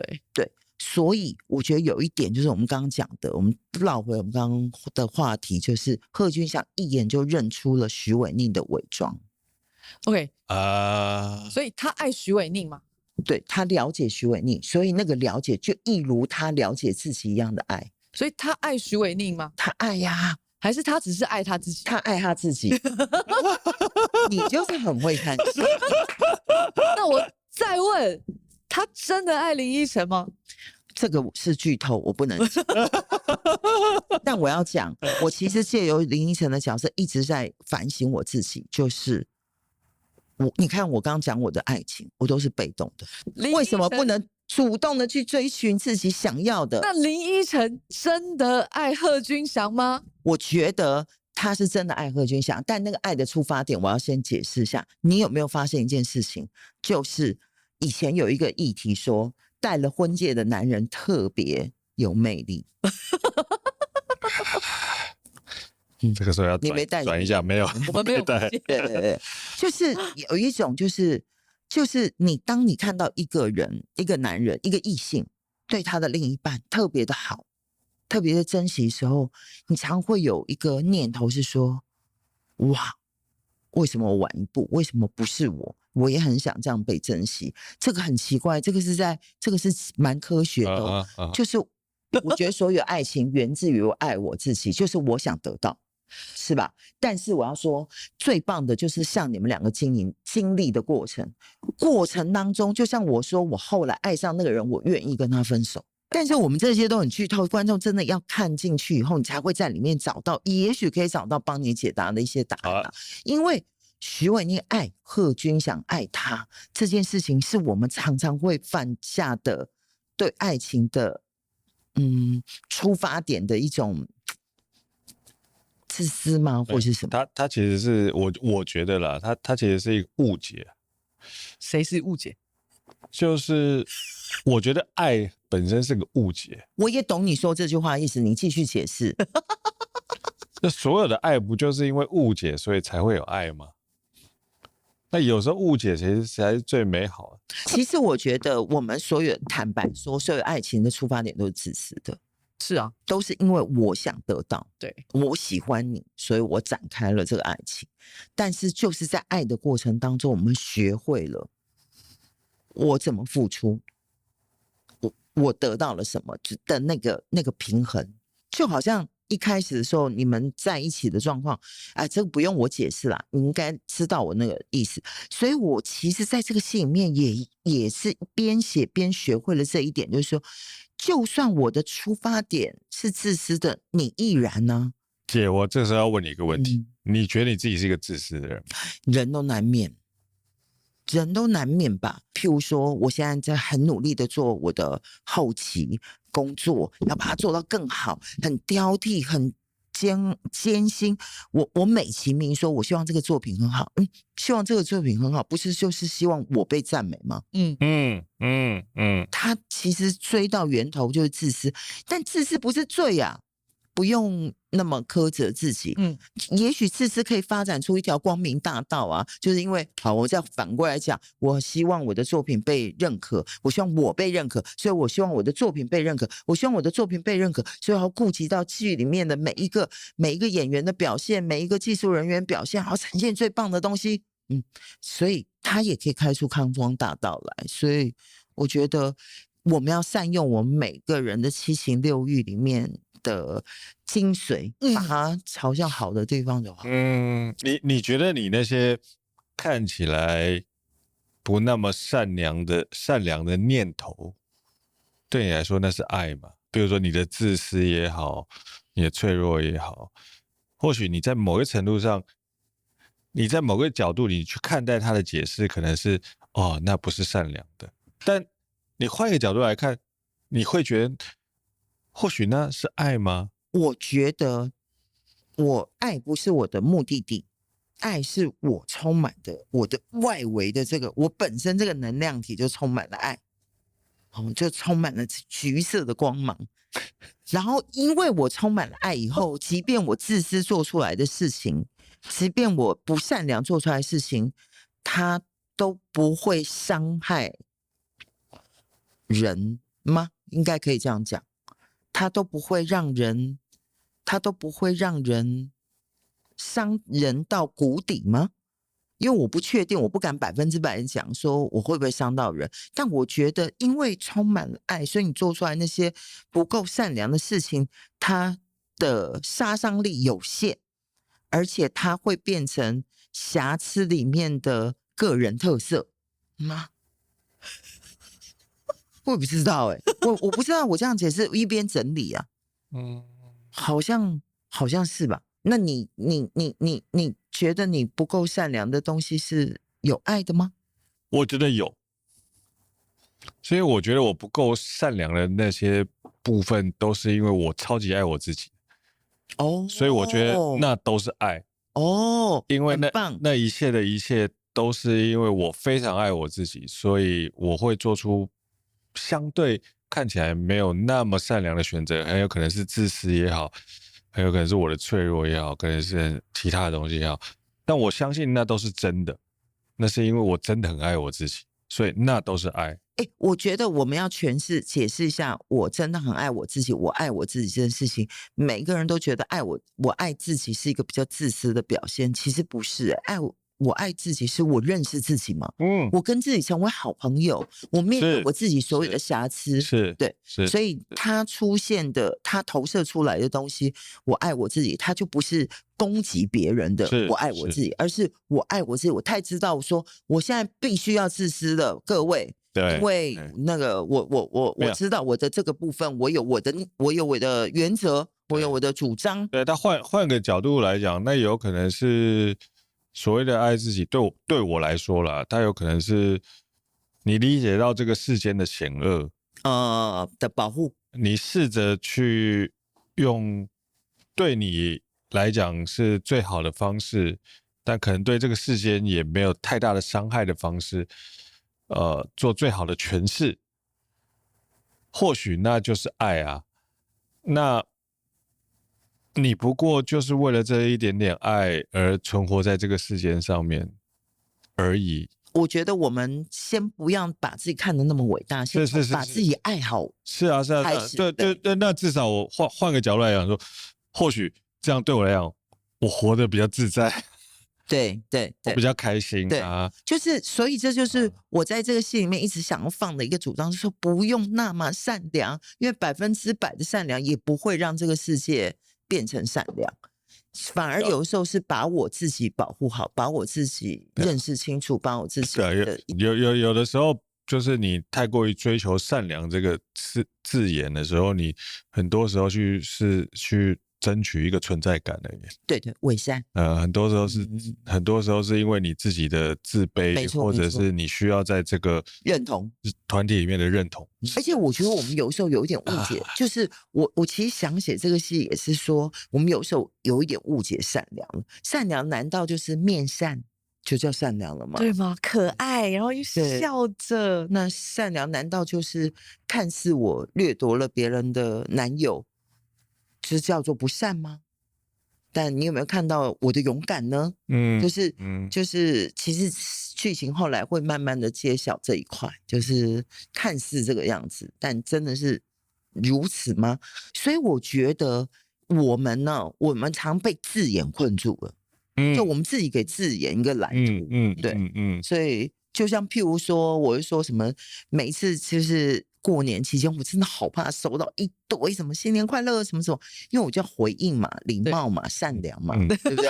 善良，对，要回应，要词穷了，你知道吗？就只能新年快乐。为什么新年就一定只能快乐呢？不能祝你今年很踏实，祝你今年对，或者新年悲伤，对，祝你今年辛苦的很值得，也不吉利啊，叫我心，或者是祝你今年感受到很深沉的自我。对呀，之类的。所以我就觉得说我们被字眼困住了啊，真的。对，所以我明年看到你就是说，祝你今年感受到真实且丑陋的你自己，很不错。这个听起来很棒，这是个祝福，真的啊，就是真诚，多认识自己，真诚，真的，这里面有爱，而且接受了我的丑陋以后。其实我才是真的，那叫爱自己。爱自己真的不是那么向外投射的，对，是向内的。那因为你刚刚讲到妹妹啊，对不对？我其实对于那个蓝正龙那个角色啊，印象很深刻。为什么那个爱这么的压抑呢？可能是蓝正龙这个人给我的灵感吧。我以为是你本身压抑。我本身压抑吗？我压抑吗？在爱情上面吗？我比较被动，我是被选择那个人，这个是我写了简庆芬这个角色的原因。什么叫被选择？就是被带到那个天台上面，然后就接吻了，那个叫对。其实每一次都是，就是我还不确定我喜不喜欢人家的时候，我就接受了这份爱情。所以这个事情是，所以你意思就是说，你一直都是被把的。对，那个时候吧，它不是一种压抑吗？那不是一种顺其自然？没有，那是一种不够认识自己。不够认识自己，不知道自己要什么，乱要。就有人喜欢你，就感觉蛮好。对，所以我才会形塑显庆芬这个角色来自我反省。就他太知道自己要什么。不管他的出发点是自私或什么，他太知道了。然后当他知道的时候，他怎么勇敢的去要？而雷贝卡却选择了退缩。对，我只是想要比较看看，没有谁对谁错。其实我们每个人都有我们存在的力道。对，退也是力道，退要多大的勇气去退啊？争取也是力道。然后我只是想要没有答案的呈现给观者，就是不管你是他们的其中的哪一个，你怎么跟这些角色相处，然后在这些角色里面，你看到了自己的什么？对你来说，你是希望你是很清楚的知道你自己的选择是？我希望，我希望，但我始终没做到。但工作上面我100%做到，在爱情上面我真是做不到，我不知道为什么。所以你的盲点就是爱情，对，爱情，所以才是此生的功课嘛，就是一直。但这也是你能够做出最棒的爱情的挣扎的剧的原因。也许，因为我一直在里面在辩证，对，然后没有答案，答案留给观者的。那或许也有可能是因为你自己也没有答案。我自己隐约的有一个答案，但是我觉得我有没有勇气追寻那个答案是个问题。那对你来说，那个答案是什么？我觉得那个答案就是这个世界上有幸福，但你相不相信？那你相信吗？我就是觉得我不相信。那你想相信？但我知道他有，就我看到你们，我也知道他有，我周边有太多有的，但是我想相信，但我始终没有办法相信。这个可能是摩羯座的病啊。为什么你没有办法相信？我不知道，可能我周边从我小时候成长的家庭，我妈妈离婚再嫁给我爸爸，然后也不幸福，他们始终背着罪恶感。其实我后来回推整个我成长过程，父母一直在吵架，一直在打，甚至打架，甚至我整个小时候，你知道我的敏感是小时候被锻炼出来的。我放学回家的时候，我只要闻到我远远的，我都会故意走我们家后面巷子，因为我们家刚好在一个马路跟巷子之间，我就选择走巷子，然后走我们家后门。我一在我们家后门没有闻到做菜味，我就想说完了。吵架，然后我就要想是因为什么事情吵架，是我做错什么事情吗，或者什么？然后一进到家里面，当然已经吵过架，所以就是冷肃的空气在里面凝结着，然后我就要判断，我要蛛丝马迹判断是什么事情吵架了，是谁比较不开心？我现在应该要做什么？对，我现在要做什么？我要演一个乖小孩，赶快写功课，然后又要倾听，到底什么细微的声音都可能是一个线索。对，所以那个敏感是从小时候就锻炼起来的。然后因为这样子的过程，就是我觉得潜意识里面，我觉得你看我妈妈为了追寻爱情，妈妈跟前夫结婚是媒妁之言，所以她没有享受到爱情。她被爱情追求的时候，她追随了爱情，结果还是不幸福。然后引起了一堆纷争。妈妈本来是个贤妻良母，因为背叛了婚姻以后，就变成了所有人觉得她不是一个好女人。所以妈妈始终背负了这个委屈的名声，所以她努力的要把我教养好，就对我有非常多期待跟要求，什么，所以所有的压力都在那个过程里面是酝酿了我对于幸福这件事情的质疑。然后我觉得我甚至有一次很残忍的问我妈妈说，不幸福是不是会被遗传的？因为后来我的大姐也很辛苦，她嫁了一个非常优秀的船员，但是结婚不到3年，我的大姐夫就船难失踪以后再也没回来。那当时的状态是说，这段情节我有写在《光阴的故事》里面，当时的船公司给他是说，你承认他死亡，我们就大额的100万的补助，但是你不承认他死亡，就只有一点点钱，就是失踪就是一点点钱。所以你到底大姐要承认对不承认？然后我妈当然是要捍卫我大姐，就是我妈说当然是报死亡，等她回来了再说嘛。但我大姐相信爱情，相信幸福，相信那个，她始终都不报死亡，她只报失踪。所以我大姐是拿到一点点补血金，但她有2个儿子要养大，亲友还一点点补血金，还来骗她那一点点补血金。然后，所以我大姐是相信幸福也很惨的人。我姐夫始终没有回来，到现在我的那个大外甥已经已经50岁了，都没有回来，从来没出现过。然后二姐哥哥的婚姻都有出现瑕疵，都曾经离过婚再结婚。所以我后来我妈一直问我说，你怎么还不结婚，交个男朋友不要太挑。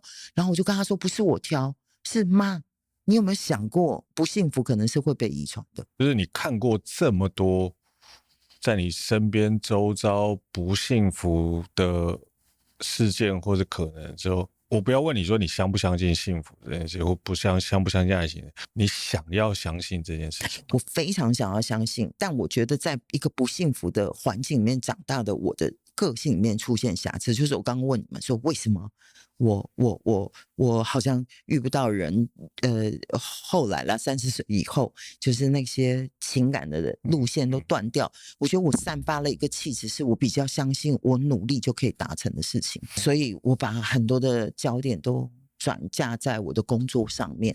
因为你是算是独生女的，然后你是后来才知道你有对那个哥哥姐姐嘛？对，你小时候觉得自己寂寞吗？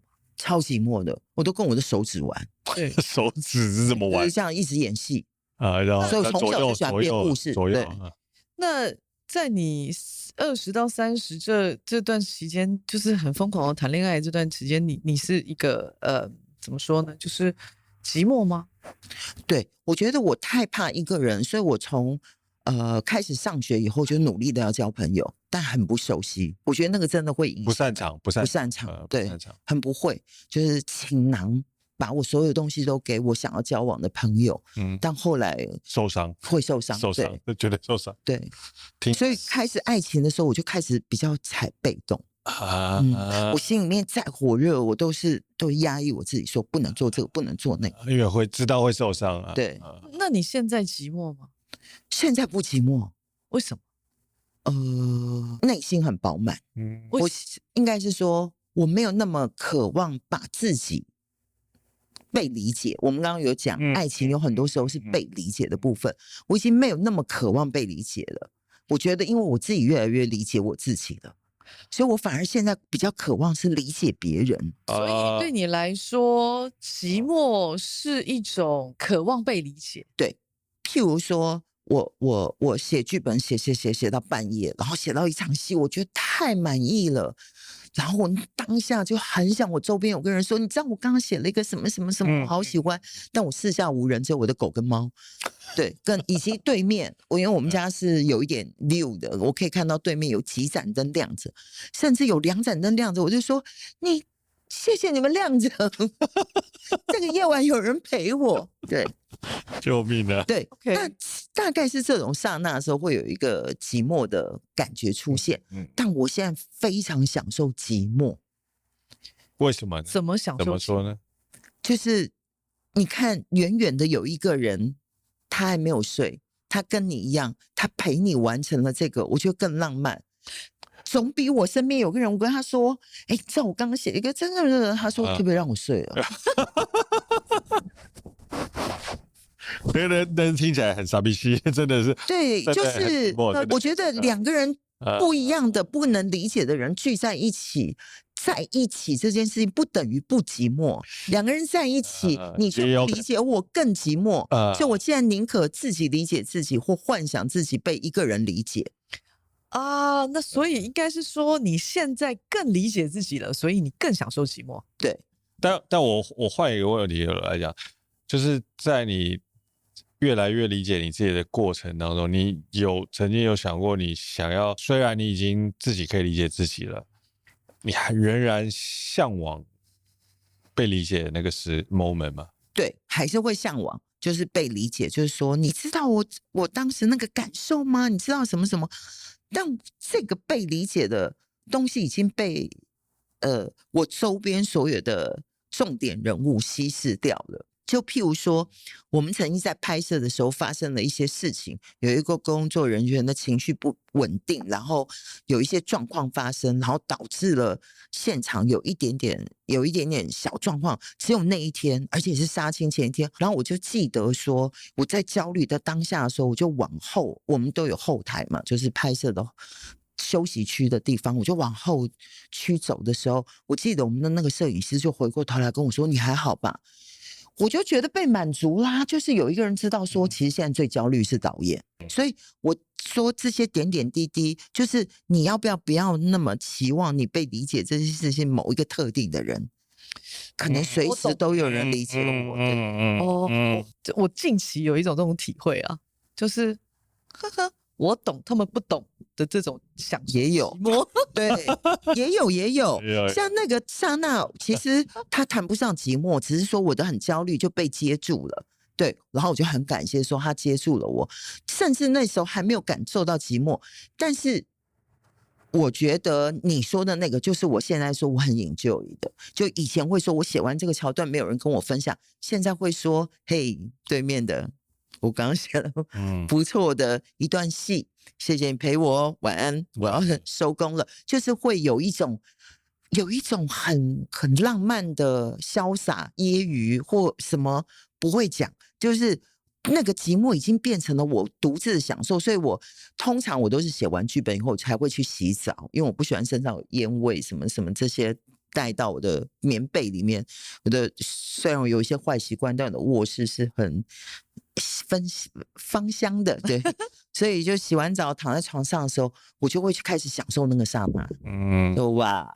然后甚至有一天晚上啊，就是当我洗完澡的时候，我写完了一个很棒情节，说或者我完成那个很棒的想法的时候，我洗完澡出来的时候，我透过我们家的窗户看到外面的月亮，我就忍不住拉开纱窗，然后到外面跟月亮说了一会儿的话，就是说哇，只有我们呢，享受那个寂寞，非常享受。有前一阵子我有跟他说，我说我觉得我越来越享受我自己的寂寞。第一是这个世界上，我个人觉得最理解自己的人，永远都是自己。我自己是这么想。绝对。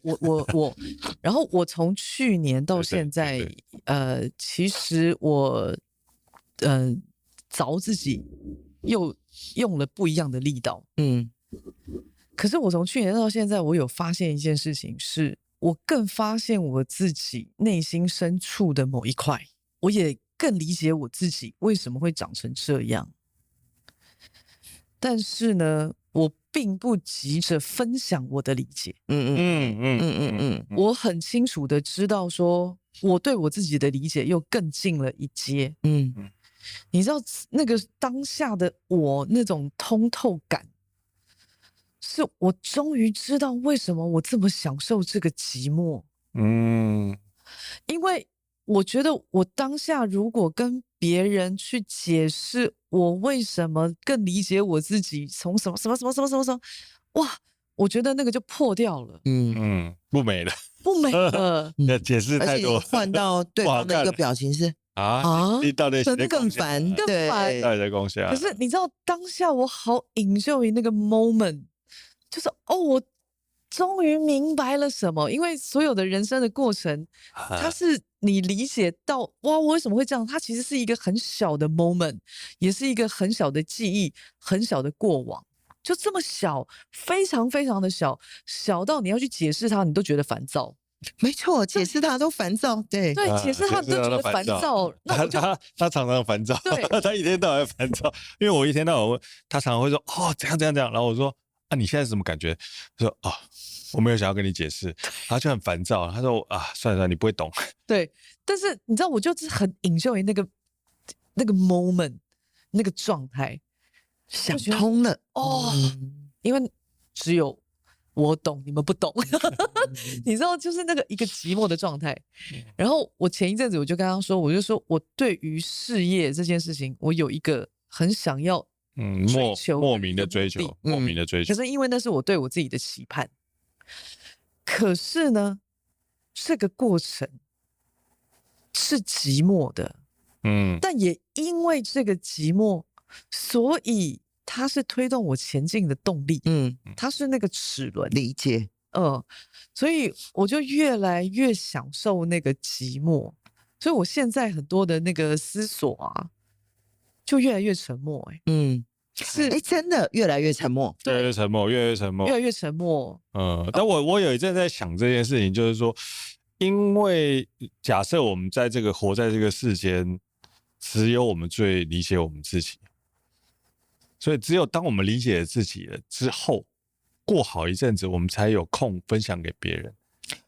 但你不觉得就是因为这种寂寞，它本身才是最迷人的？因为人家会对你感到好奇，因为他不知道你走到哪里去。原来这样子会引起别人的好奇就是你迷人之处是因为你已经感受到你自己了，你跟你自己很接近，但你还没有空分享给你，所以其他人会觉得你为什么可以看起来这么青春洋溢，这个容光焕发的样子？所以他会对你感到好奇。原来然后他就觉得哇，这个人好迷人，那是一个迷人之处。我想要接近你嘛，因为你看起来很不错啊，我也想要达到你那个状态。没错没错，对。而且当你懂得享受寂寞的时候啊，你就知道什么是放下，然后你就会越活越年轻。对，真的要理解了以后才会放下，不然放不下，一天到晚说放下放下，我有一阵子好讨厌这2个字，就说我就是放不下，后来才知道什么叫放下。你真的要去面对它，理解它，通透它以后就那个很爽。有一天你如果可以感受到你自己的时候，你感受到你自己是谁，那个本身是非常非常感动的，是可以流泪的，是很美的，懂得，对他不需要任何人给你赞美，不需要任何人给你夸奖，是因为你感受到唯有你感受到你自己的那个 moment 之后，你才有能力真的去跟大家分享，你之前的那些分享都假的。所以啊，我才一直鼓励大家，真的是每天要拨出一点时间跟自己独处。那有很多人很害怕独处，会觉得那个就所谓的独处，不是你自己在那滑手机啊，看短视频啊，或者你自己一个人待在屋子里面在洗碗啊，什么那些啊，洗碗有可能已经在动思维了，而是真的你跟自己的脑袋互动一下，你在想什么？你今天怎么了？为什么心情这么不好？然后你去追溯那个源头，然后追溯你都问你自己什么问题？就譬如说，有的时候会觉得说，今天自己就是一直很气愤，你一定会意识到的。就有的时候一个事情发生之后，会说啊没事；有时候一个事情发生之后就暴跳如雷，那个不是那个事情，而是你的改变会让这个事情爆炸或什么，所以你就会分析这个事情今天为什么你这么暴躁，所以你跟你自己对话，你有办法跟自己对话，就跟自己说怎么了？你今天为什么这么暴躁？然后就会一直推升说，哦，是不是那个谁怎么样的？是也是，但它只是一个稻草，最后那根稻草，但再往前推一点，再往前推一点，一直推到源头的时候说，哇，我只是因为昨天我怎么样，然后我觉得我那一句话说出来以后，我没有把我的原意说清楚，然后显得我好像是一个小家子气的人啊，原来是这个事情一直卡在心里面，是不是？那解决它，我就爬起来，打开电脑写道歉信，或者写一个解释。你是可以勇于认错，我绝对我喜欢认错，我觉得认完错以后，海阔天空啊！哎，爽毙了啊！我也会这样，对，是条汉子。对。其实我真的觉得人与人的碰到，我们刚刚说互相理解很难，你们碰到彼此，我很羡慕你们，我没有碰到。我也没有遗憾，但我知道，也许我会碰到，也许在对，但我就是觉得说，人跟人的那个刹那间的碰到，我们真的不要辜负了。我越来越相信，就量子力学，我越来越相信我们古人说的“百年修得同船渡”嘛，千年修得共枕眠。我越来越相信，我们这个错身绝对不是偶然。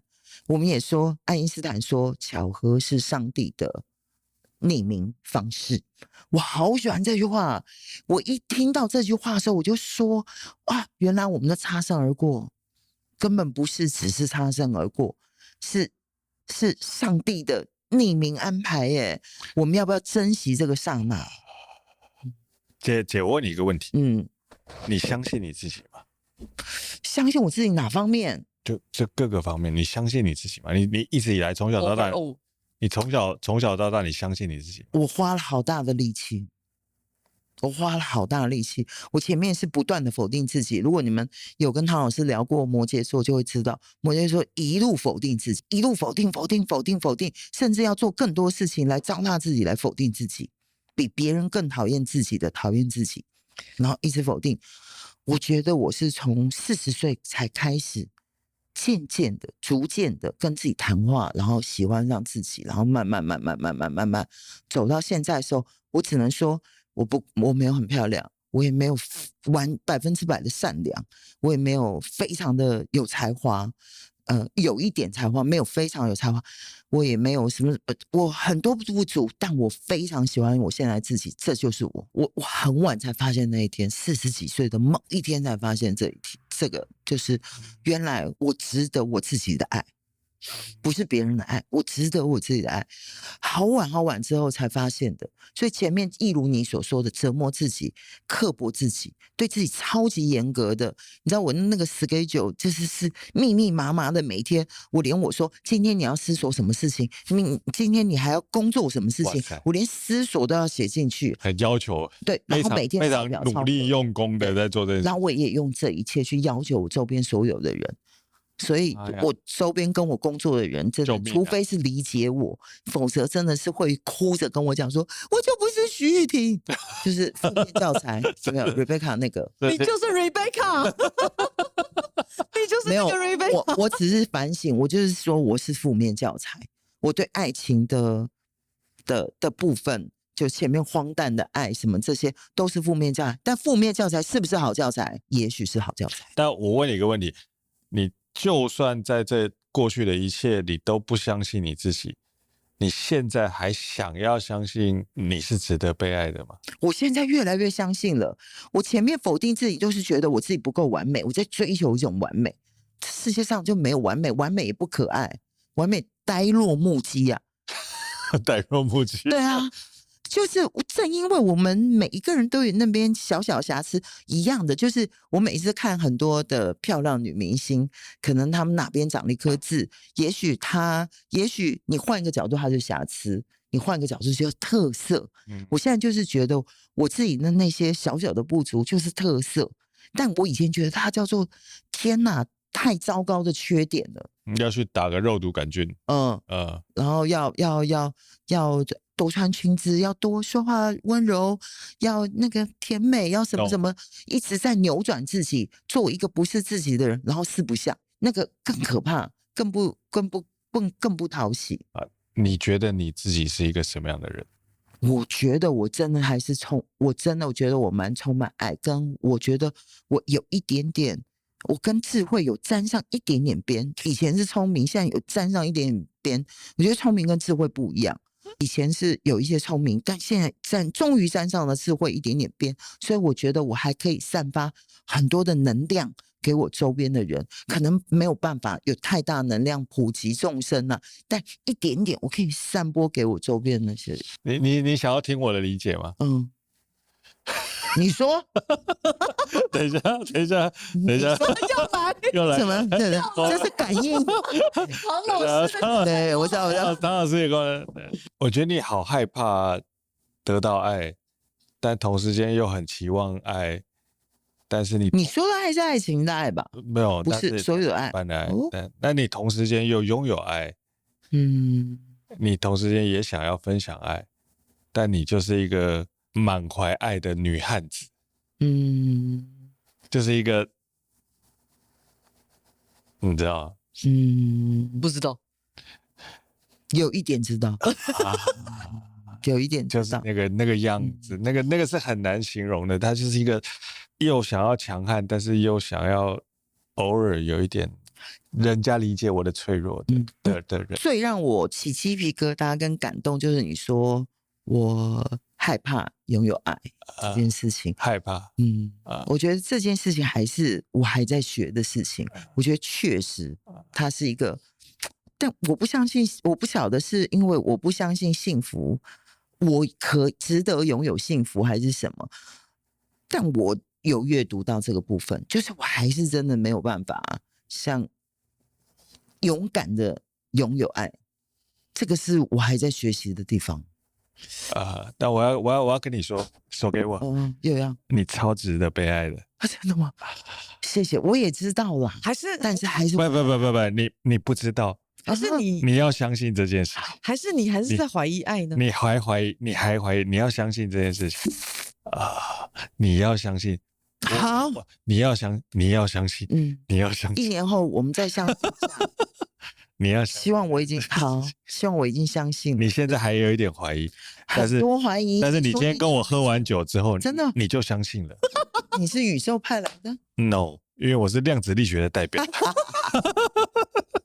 哎，量子力对，量子力学真的没有，因为很适合套在人性上不是去解。是因为我是你没有办法理解的人类，所以我跟你讲的话你会相信。什么意思？哎，有道理。对，我如果不理解射手座，我如果是你可以理解的人类，你就不，我就理解你。